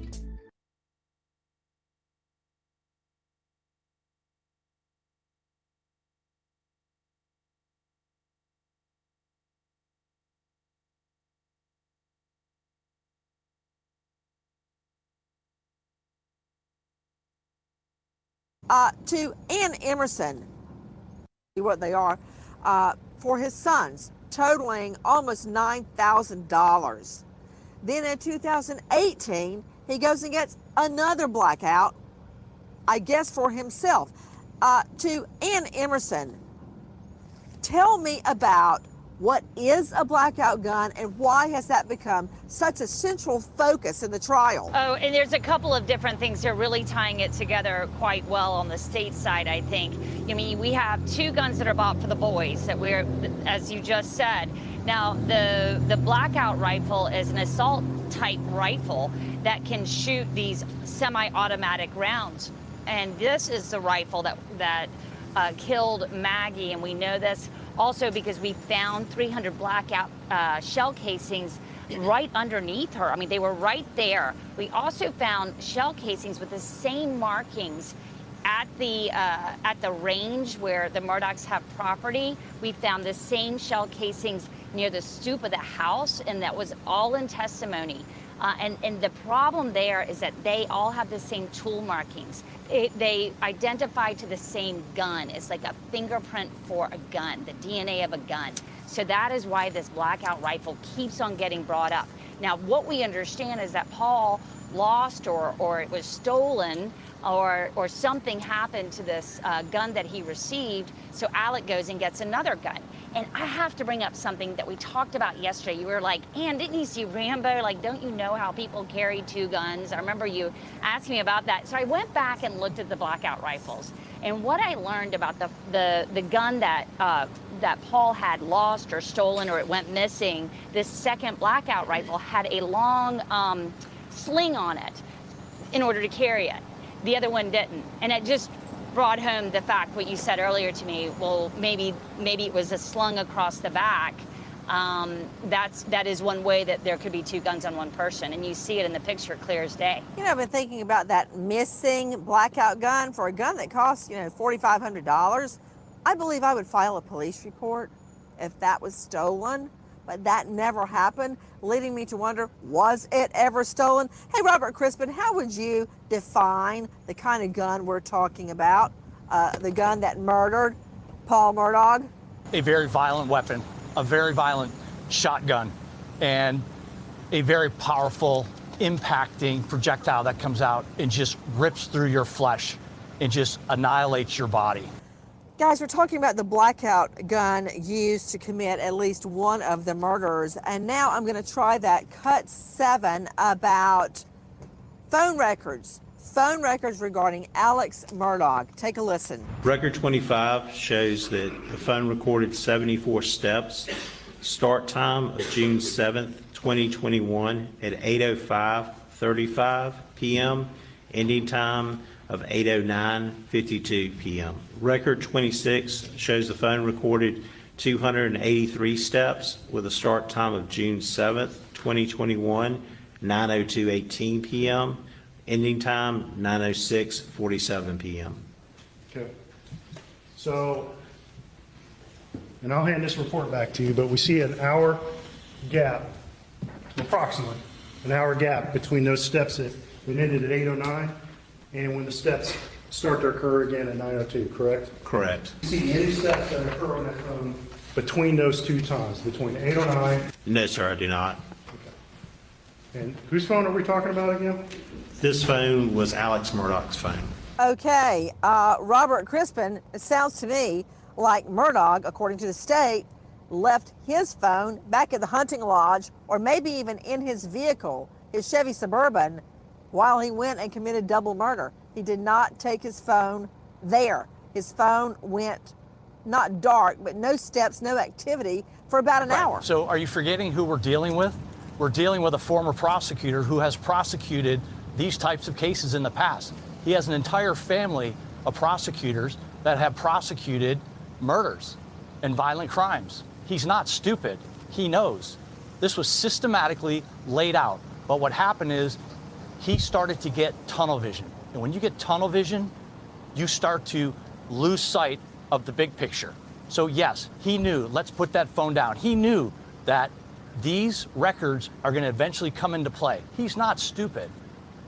One thing I do want you to do, Nancy, is when you go back, and I just want to bring this up real quick. I want you to go back, watch when they play that video again with the Snapchat video. I want even the lay person, and I have interviewed hundreds and hundreds of suspects in my career. The lay person, I want you to look at Alex Murdaugh when they're playing that video. And I want you to watch his expression. And I want you to watch and see how red he gets.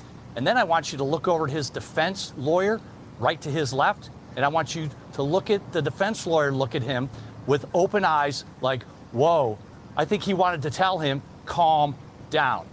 This is a very, very big problem for the defense.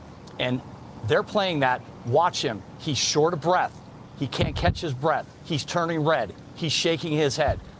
Listen, we need the rest of the facts to come out before we say guilty or innocent. But I'm telling you right now, that is a key moment in this trial, a key moment. And I'm sure the jury looked over and saw that. That is a huge problem for him. Oh, I got to tell you something. We've been watching the jurors. Robert, and it's exactly as you say. There's one guy wearing wireframe glasses on the front row, on the far left, and I'm sure you've seen him. He looks at Alex Murdaugh nonstop. And it's not a benevolent look. It's just a very analytical look. Just looking at him, it's all this evidence is pouring in. And Wendy Patrick, I can tell you this, all of this tedious, meticulous discussion of this phone call at this time, and the phone turns off at that time, and the phone walks at this time, it may be all blending together in everybody's mind. That's why I had to keep taking notes. But when the state lays it out, Nancy didn't even need to take any notes today. I was just reading up because I was going to try to do, like, at the end an update, but we're going to just do a little quick update really quick. I'm going to share this with you really quick. I'm just going to read the top here. But apparently, this was his birthday party. But it says, on Thursday, a South Carolina judge ruled that prosecutors can present evidence of Alex Murdaugh's alleged fraud because the defense prior line of questioning called for it. Whoopsie. On Wednesday, the defense showed a video of Alex and his family celebrating his 54th birthday. They would go on to ask Paul's friend Rogan Gibson and Will Loving whether Alex would have motive to kill his wife and son, and if they believed he was capable of killing. In turn, the prosecution asked Loving if he knew that Alex had been confronted about stealing more than $790,000 from his law firm the morning of June 20th, 21. That's the day of the murders. So the same day that his wife and his son get killed, he stole $790,000 from his law firm. Okay, case isn't looking too good for you now, bro. It wasn't looking good in the beginning, but it's really looking bad now. And the defense opened the door for that. That's... Am I reading that right? What's his name? Isn't his name like Dick something? I don't know his last name. I think that's his name. I actually said I watched it all today. I absolutely understand why his firm was so upset with him. $2.8 million paid back to clients that he misappropriated. Yes, he stole a lot. I think it was like, what was it, 7 million, and he made like 14 million the same year. It was like he made so much, and then he needed so much more, and that's just what happens, I guess, when you have when you got money like that. That's just insane amount of money. Like, don't be petty. 790,000 though. So he was like, what was he preparing to do with that money? Take that money and then maybe offer Maggie, ask her to sell the homes and put that money towards getting him out of his financial woes. And she said, I'm not selling nothing. I don't know, but I know that's insane. So I wanted to share that with you guys. We'll go back to Nancy now. But that's insane. $790,000 he stole the same day. In a timeline, and you see Paul and Maggie responding to texts, moving around, reading texts, taking videos, and then suddenly everything stops and they never move again. You know, that's the time of the murder. No more texts are read, no more texts are sent, no more phone calls, nothing. It's going to be laid out very clearly when the state does closing statements. We often say that. That's a way we can prove the case without the victims, because they testify through their digital evidence, through their electronics, through their phone. Once they're dead, now you wonder whether or not manipulation is this kind of sophisticated alibi. And that's what we're seeing. That's what we've talked about in other segments, is whether or not movement after death has to do with fabrication rather than memorialization, is what the mom and the son were doing while they were alive. And that's why it's so important that that timeline starts and stops and ends exactly when it does. Jump in, Ann Emerson. Nancy, what you're saying earlier, so important as far as what you're seeing in that courtroom and what I'm seeing in that courtroom as well. I was watching Alec, not just when we were listening to the Snapchat video, but when they were talking about his steps. He had that same look on his face, Nancy. It was just this clenching of the jaw.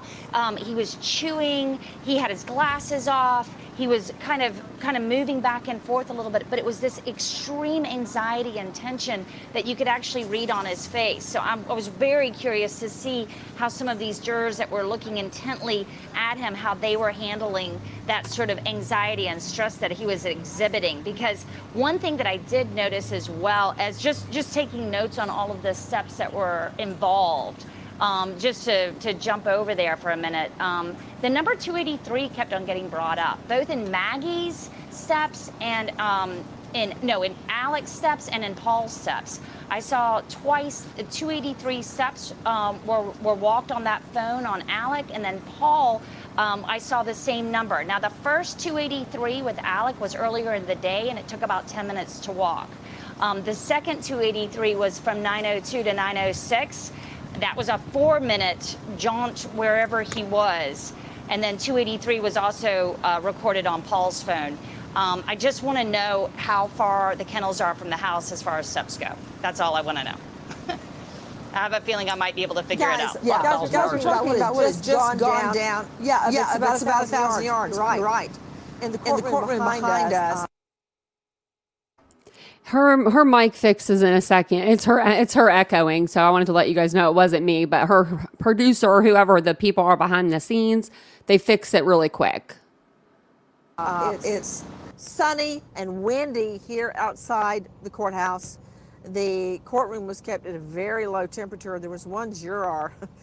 I know you guys, you can't see the jurors from the feed, but she's so cold she brings a blanket in every day.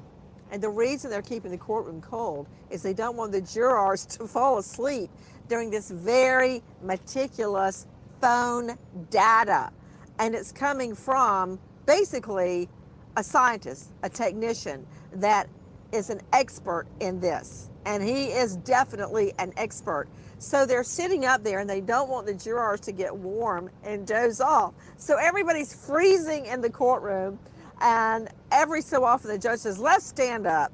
And everybody stands up and moves around to keep those jurors focused on what's happening. But I can tell you, several of those jurors have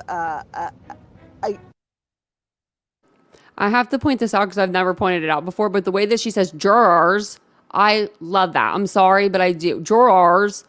She puts so much emphasis on it. Instead of jurors. I don't know how she does it. I can't do the Nancy accent, but you guys get it. She'll say it a couple more times, I'm sure. If you're just now joining us, we are watching the Nancy Grace podcast over Alex Murdaugh's trial. We are on day 9 of the trial, and we are going over the cell phone, Snapchat, video, like evidence, stuff like that. So Nancy is talking with some people on panel, and we have been just enjoying Ms. Nancy. So if you could like the video when you come in, subscribe to the channel. We are here every day talking about true crime, different cases, pretty much every day, but we pretty much stay on topic with current cases, things like that. So if that's something you're into, don't forget to subscribe to the channel and hit that like button, guys. I appreciate you so much. Thank you. Gaze right at Murdaugh throughout the entire thing.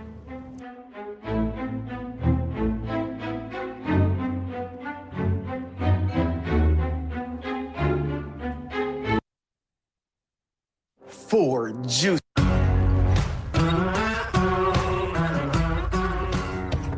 Crime Stories with Nancy Grace. We are here right outside the courthouse. The court kicked off this morning at 9:30, and it was back at it with cell phone data. I want you to take a listen to another specter that reared its ugly head in the courtroom. Did Murdaugh delete calls and messages? Take a listen to our cut 6. And again, every time there's a cover-up of any sort, it always comes out. And it makes the person look even more nefarious than they did before. Take a listen to our cut 6. We see just simply a gap. We see calls from May of 2021, and then there's a couple calls on June 4th of 2021, and then nothing until 10:25 p.m. the night of the murders, correct? Yes, sir, correct. Is that, can the database simply overriding itself explain that gap? A gap like that would indicate that it was actually removed from there. How can those calls be removed to create such a gap? For a call to be removed, you can go in and very easily go to your call log if you chose to, and you can swipe it. If you move it to the left, that number, it'll pop up red on the right-hand side and say delete. And if you choose to delete that call, you could do that same way you could with text messaging, voicemails, other things that you have access to, user access to. Is there any way other than that, what you just described, that you're aware of, that could, any process that could explain that gap in call records on Alex's phone? No, sir. Let's go back to Senior Digital Forensic Examiner Giovanni Masucci. Giovanni, interpret for us. Yeah, so it's definitely very possible that he could have deleted data. Not an issue. It's very easy to do it. And the examiner, the expert on the stand for the prosecution, is it possible that he could have picked up deleted data? It is possible with the tools that they were utilized, the Cellbrite, to read the data that was extracted using the Great Key tool to unlock the phone. Absolutely. And so with the file system extraction, he could have gotten deleted data. Now, there's no rhyme or reason how it gets deleted once the user of the phone deletes the data, because it's a short memory that's on the phone. And so every time the phone is used, which is volatile data, it can be overwritten. Okay? So they weren't able to do a physical extraction where you could get more data that's been deleted, but the possibility did exist for them to absolutely get deleted data. The question is, we didn't hear him say, our prosecution expert, say that he acquired deleted data. And so I'm curious if they're going to bring any of that up as the trial goes on. I'm really curious to see where they are on that point, because that's one of the things that I wrote down is like, where's the deleted data? Did they try to get the deleted data? Was there any deleted data? You know, how difficult is it to retrieve deleted data, Giovanni? It's not that difficult. Now it depends on the make and model of the phone, which we know was an iPhone. I didn't see where the model was, and it also depends on the iOS and what the tools can actually recover for that iOS make and model. They had Cellbrite. Cellbrite is a standard, industry standard for forensic examiners. They use Magnet, Axiom, another standard tool in the industry. They use Great Key for unlocking. These are all standard industry tools that they utilize. So again, it breaks down to, what was left on that phone, what residue. But my other question becomes, did Alex have backup? Did he back up to iCloud? We haven't heard anything about iCloud for any of the victims and any of the phones that were analyzed.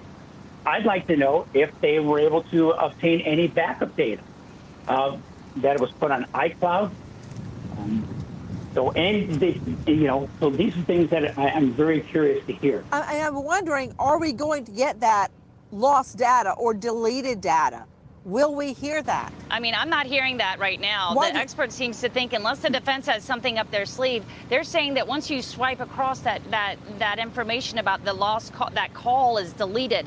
The information, other information on the phone, data on that phone, we haven't heard if they've been able to extract any deleted data yet. But I will tell you that the issue here that I'm sure the defense is going to be bringing up is that they did not get Alex's phone until September. That's 3 months later when they started working with Alex's phone. And also to throw in that timeline, that Snapchat video that we keep on talking about that we saw today on Paul's phone, that is going to be so critical, that did not get unlocked on Paul's phone until March, 9 months after these murders.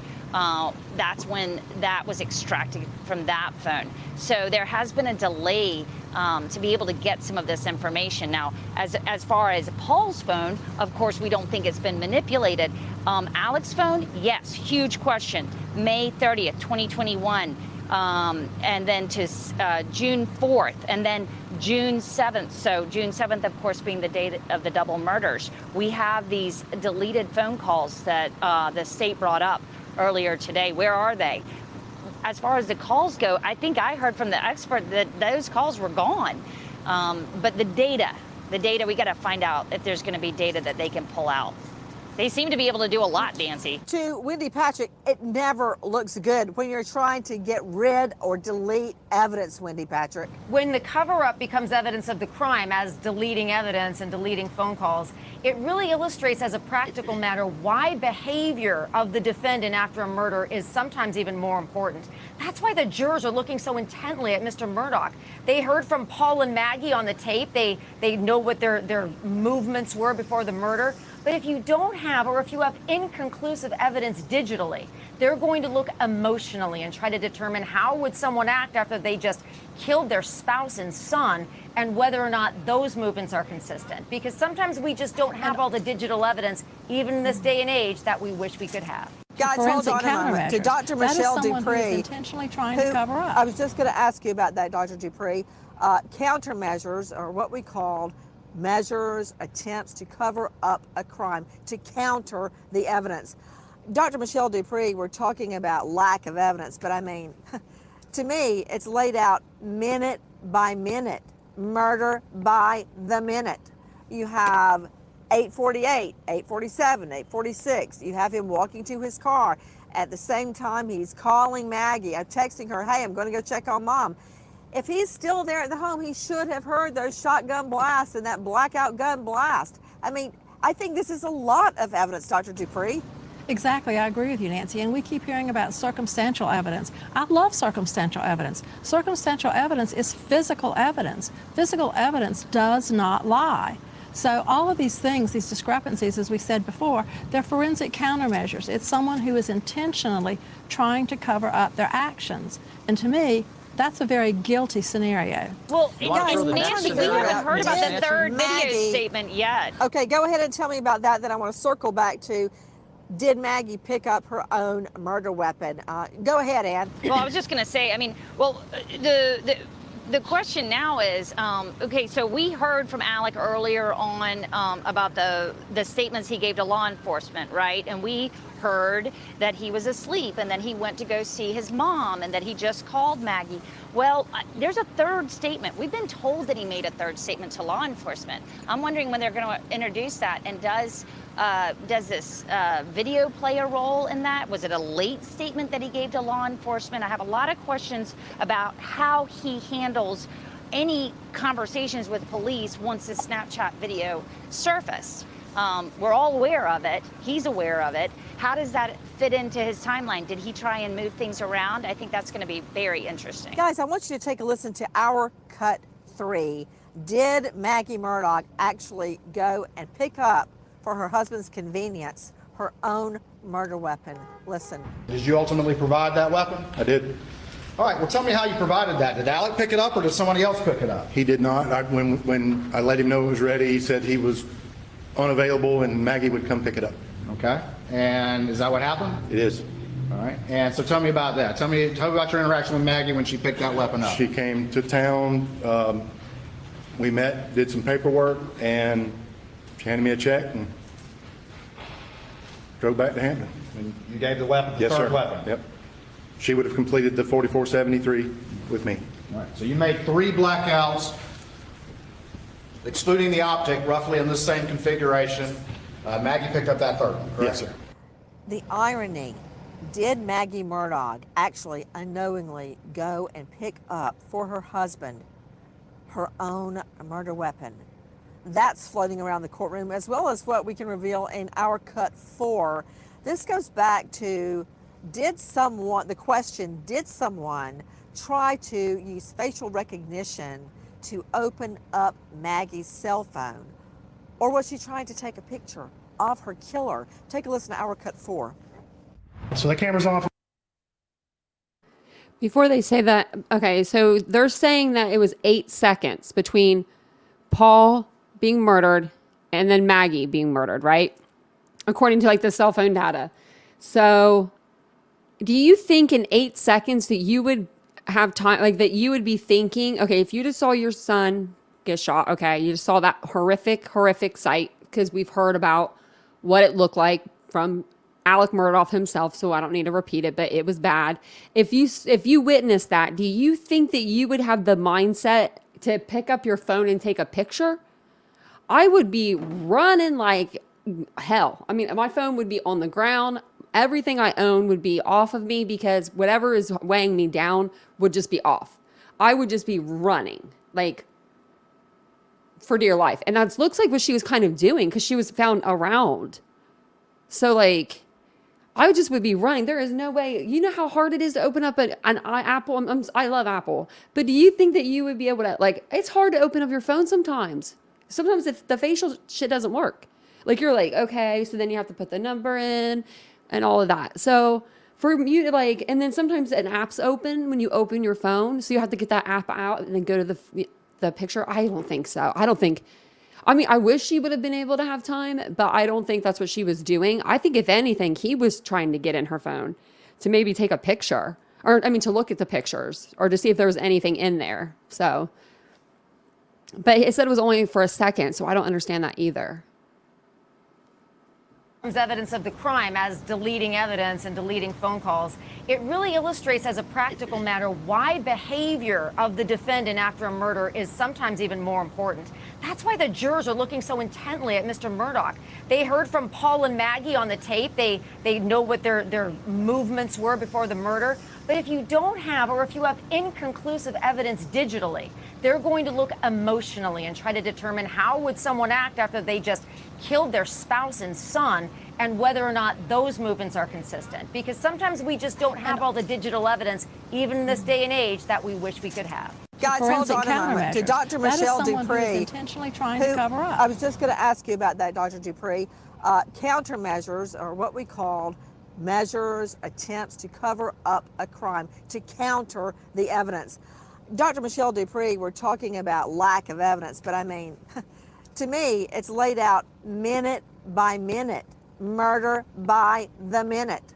You have 8:48, 8:47, 8:46. You have him walking to his car. At the same time, he's calling Maggie, texting her, hey, I'm going to go check on mom. If he's still there at the home, he should have heard those shotgun blasts and that blackout gun blast. I mean, I think this is a lot of evidence, Dr. Dupree. Exactly, I agree with you, Nancy, and we keep hearing about circumstantial evidence. I love circumstantial evidence. Circumstantial evidence is physical evidence. Physical evidence does not lie. So all of these things, these discrepancies, as we said before, they're forensic countermeasures. It's someone who is intentionally trying to cover up their actions.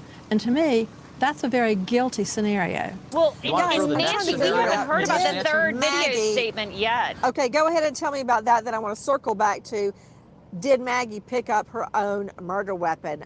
Go ahead, Ann. Well, I was just going to say, I mean, well, the question now is, okay, so we heard from Alec earlier on about the statements he gave to law enforcement, right? And we heard that he was asleep and then he went to go see his mom and that he just called Maggie. Well, there's a third statement. We've been told that he made a third statement to law enforcement. I'm wondering when they're going to introduce that, and does this video play a role in that? Was it a late statement that he gave to law enforcement? I have a lot of questions about how he handles any conversations with police once the Snapchat video surfaced. We're all aware of it. He's aware of it. How does that fit into his timeline? Did he try and move things around? I think that's going to be very interesting. Guys, I want you to take a listen to our cut 3.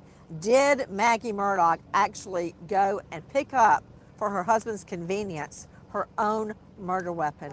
Listen. Did you ultimately provide that weapon? I did. All right, well, tell me how you provided that. Did Alec pick it up or did somebody else pick it up? He did not. When I let him know it was ready, he said he was unavailable and Maggie would come pick it up. Okay, and is that what happened? It is. All right, and so tell me about that. Tell me about your interaction with Maggie when she picked that weapon up. She came to town, we met, did some paperwork, and she handed me a check and drove back to Hampton. And you gave the weapon, the Yes, third sir. weapon? Yep. She would have completed the 4473 with me. All right, so you made 3 blackouts, excluding the optic, roughly in the same configuration. Maggie picked up that third one, correct? Yes, sir. The irony, did Maggie Murdaugh actually unknowingly go and pick up for her husband her own murder weapon? That's floating around the courtroom, as well as what we can reveal in our cut 4. This goes back to, did someone try to use facial recognition to open up Maggie's cell phone? Or was she trying to take a picture of her killer? Take a listen to our cut 4. So that camera's on for 1 second. In your opinion, what does that tell you is happening on this phone?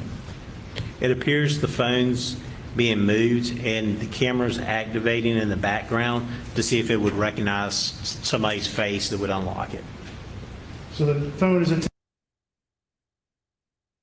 I'm wondering if Maggie had the phone and she's running with the phone in her hand. That's why it's in landscape mode, because they said that it went from portrait mode to landscape mode, right?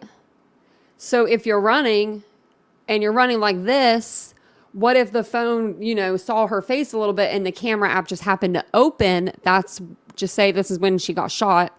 He runs up, he sees the camera app is open, he freaks and he hurries and closes the app. That's the only way I can think of, but they said a second. How do you do that in 1 second? Close the app like that? Because, it's hard to close an app on an iPhone in 1 second. Like, that's not a lot of time. Would it be your opinion that phone was held in somebody's hand? Yes, sir. To Robert Crispin, it conjures up the horrible image that Maggie may have been trying to take a quick photo of Paul's killer before she herself was murdered, or that someone was using that phone to actually open the phone up by putting it up to her face. But it would not unlock, Robert Crispin. I don't buy she was getting ready to take a photo of her killer. I think it's more to the fact that the phone was in the hand and they tried to FaceTime, or not FaceTime, but do the facial recognition to open the phone. And because it happened so quick and things were flowing so much, he stopped. But let me go back just a little bit, and let's go back to day 1 and 2 of this trial. And, we were talking about motive, and I know we were talking about the homicide, but let's go back to the motive for just a minute. Do you remember what they talked about when the detective said that they were doing the trash and they were going through the trash? Do you remember that? Do you remember one of the items specifically that the detective said that he removed from the trash? Where was that receipt from? Remember the Gucci receipt for $1,200 and something odd dollars? Yes. Do you remember them talking about that? So now let's go back, let's talk about some Right. deleted phone calls. In a case like this that has so many twists and turns and so much craziness, you know as much as I do from being a prosecutor and a former cop that it just doesn't stop. Don't be surprised if somebody comes forward and says that she was his mistress. I'm not saying that's what's going on, but that clearly. Ooh, Oh, so he's thinking the receipt was from Murdaugh, Alex Murdaugh, not Paul, not Buster, not Maggie. There's a picture of a woman at the funeral with a Gucci bag. Really, Summer? Oh, Gucci. What'd you sell? Because we looked it up the other day, and he could have got like a small handbag or a wallet or a scarf, or you can't get a whole lot of Gucci for like, what was it, $1,200 or something like that. But you can get a little bit. And what it was they found a receipt in the trash, and it was a Gucci receipt, and it was circled, I guess, and it was for like $1,200. So we didn't know whose receipts it was. Like, so that's just crazy. I thought maybe it was Maggie or Paul had bought maybe a bag for a girlfriend. I really didn't know if he even had a girlfriend, but I don't know. For some reason I wasn't thinking Alec, even though he's the one that's been committing all of the crimes. All of them.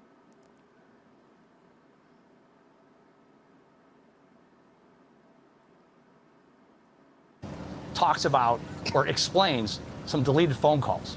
It really does. I'm thinking about that as well. And every time the defense conjures up a happy marriage, how wonderful their life was, I go back to what Alex Murdaugh said yesterday. We heard him say, when he was asked, how was your marriage? He goes, well, as good as it could be. Rumors of mistresses and more have been floating around the courthouse since I got here. But could you imagine someone saying that? Like, how was your marriage? And someone says, as good as it can be.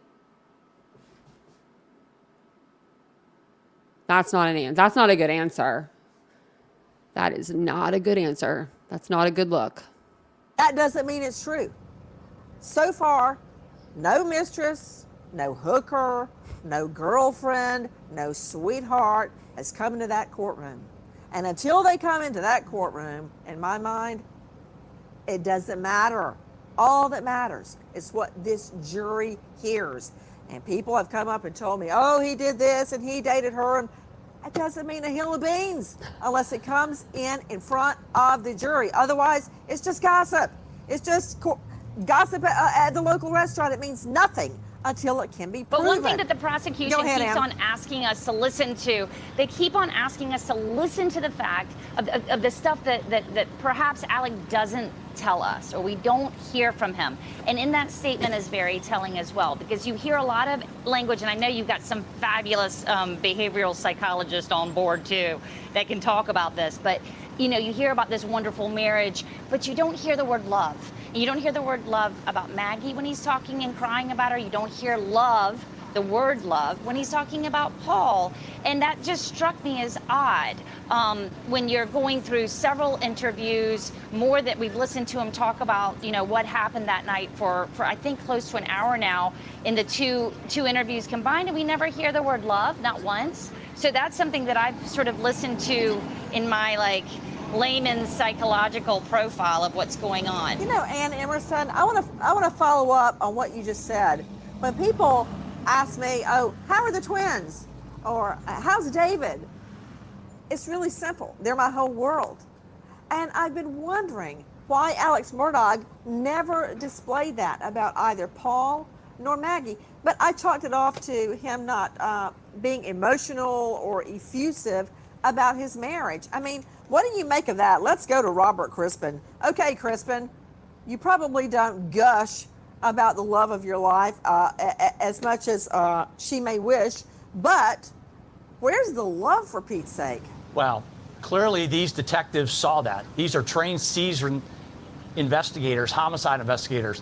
Trust me, they're not saying it out loud, but every single one of those people sitting in that car, and I tell you, I've been there, I've been in those seats and I've listened, there is no love here. And who goes and stays for an entire summer at their ocean house and your husband stays at the ranch house? That just doesn't happen in a marriage of true love. You miss your spouse. You need to be together. Go ahead, Dr. Dupree. Well, there's something that really hasn't come up, and that is Maggie actually did work at the law firm as a bookkeeper, at least occasionally. Now, what does that conjure up? She may have actually found where some of these funds were being mishandled. And she may have talked to Alex about that. That would certainly be another motive. You know, Dr. Dupree, when I was out here many, many months ago, and you and I were together investigating the Mallory Beach homicide by drunk boating because of Paul Murdaugh, that is exactly what was being discussed way back then, that Maggie got wind of what was happening and she was consulting divorce attorneys, and then all of a sudden she ends up dead. Guys, for those of you just joining us here at Fox Nation.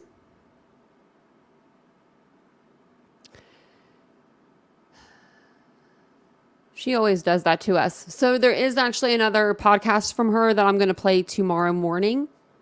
I just noticed it. And I was looking at, so tomorrow, it says, did Murdaugh discard his bloody clothing? So we're going to go over the bloody clothing that they talked about in court today. And that video, I think Nancy has been doing a really good job of covering this case. I like Nancy personally. She's got flair. She's not everybody's favorite, but I like her. So we watch her. We watch her a lot on here. So when I do hit 10,000 Titans / subscribers, we are going to get. I'm going to get a cardboard cutout of Nancy. I've been emailing with a company already. I told them the world is ready for a cardboard Nancy cutout. I would love to have one. It's really funny because I actually saw someone else. They have a cardboard cutout of Wendy Williams, and it's a drama channel. And I'm like, what the heck? I wanted to get a cardboard cutout of, Nancy. So it's so crazy. Well, that's okay, Susan. You'll have a lot to catch up on. We talked about a lot today, it seems like. But the biggest things were, the cell phone, Maggie's cell phone, the deleted cell phone, data, the steps that they were taking. I mean, you get tracked everywhere. The Gucci receipt is still, I'm just curious about that. I know it probably doesn't have anything to really do with the case, but it's just my curiosity that I'm just curious what they got. And, Ashley, that's a good question. She said, do y'all think Buster will take the stand or for Murdaugh himself? I don't, with him, because he's in the courtroom, so they usually don't do witnesses in the courtroom, but I noticed that there was a witness the other day that, she took the stand, she got down off the stand, and she sat down in, in the gallery or whatever. So I'm wondering if Buster will testify. That's a good question. Yeah, okay, I want to show you guys that. I want to show you the picture there. See if I can get this to pull up. Okay, let me see if I can share this with you. So this lady, okay, so Summer sent me this because of the Gucci receipt. This girl's at the funeral with a Gucci bag. So we don't know why. We're just sleuthing over here, just wondering why she's got it, But you can tell it's got the Gucci. Oh, can I go in anymore? Nope. It's got the Gucci symbol there. Let me see if I can. Yeah, it's definitely, doesn't look cheap either. Doesn't look like it's a knockoff. But I'm like, man, y'all are sleuthy.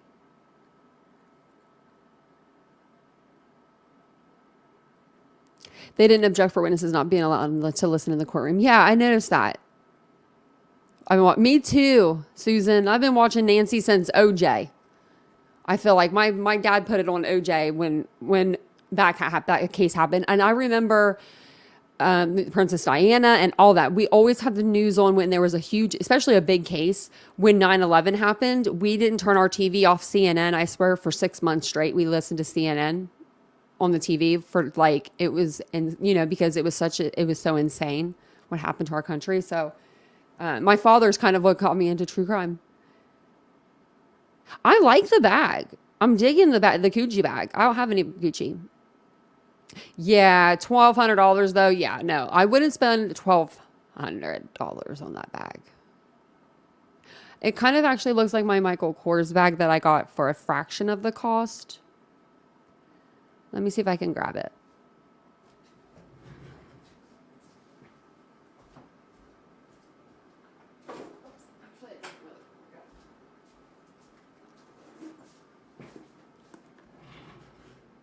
Actually, I lied. It doesn't really look like it. It just has the same kind of like straps, like the metal kind of a strap. So I thought it kind of looked like the same bag, but this bag was a lot. Wasn't $1,200. Ooh, $1,200. But I don't know. I used to spend money on bags whenever I was younger, a lot. But so we're gonna go over that tomorrow. We're gonna go over the Nancy Grace podcast. I normally do my lives. I keep thinking it's Friday still, y'all. I am on this Friday kick today. I thought it was Friday this morning. So if you watched the live from earlier today, I say it's Friday. Just act like it is. We'll pretend like you watched it tomorrow. So don't forget to like this video if you could. Also, if you could subscribe to the channel, we'd love to have you here. We do talk true crime every single day. Awesome. We also have some good cases going. Not good, but very interesting. We are dealing with, the Idaho 4. We've got Richard Allen in the Delphi case coming up. We've got, just all kinds of stuff going on.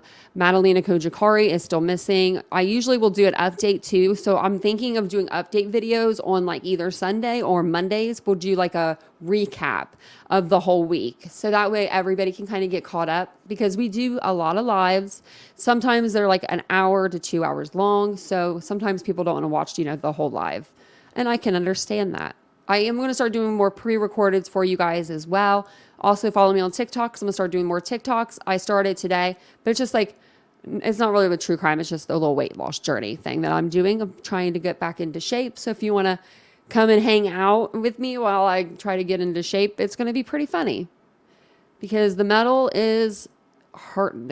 It's hurting your girl. But I make it a couple shorts if you want to watch them. So I'm going to jump off of here. We are going to talk about, tomorrow we're going to talk about the Murdaugh murders. And we're going to talk about, did he discard the bloody clothing? And then tomorrow evening on our live, I think I'm going to do one tomorrow. Or either tomorrow evening, either Friday evening or Saturday, because my days are all mixed up. We'll do Idaho 4. I want to go over Kaylee and Zaina's mom, and whoever has spoken out, on their behalf. I want to go over those interviews again. Yesterday, we went over Ethan's parents, all their interviews, and Maddie's father, just to kind of see what we didn't hear before, And we actually heard some stuff, and we got more information. I feel like it was a really good, live. So I hope you guys have a wonderful evening. If you're home, hopefully you get some good rest. If you're at work, hopefully you get off soon. I would love a Chanel bag. Now that I would love. I do love a good bag though. But I've been carrying this one. I got a really big coach that Vincent got me for my birthday and I love it, but it's just so big. So, okay. So don't forget to like the video, y'all. I love you guys so much. I will see you guys all tomorrow. Bye guys.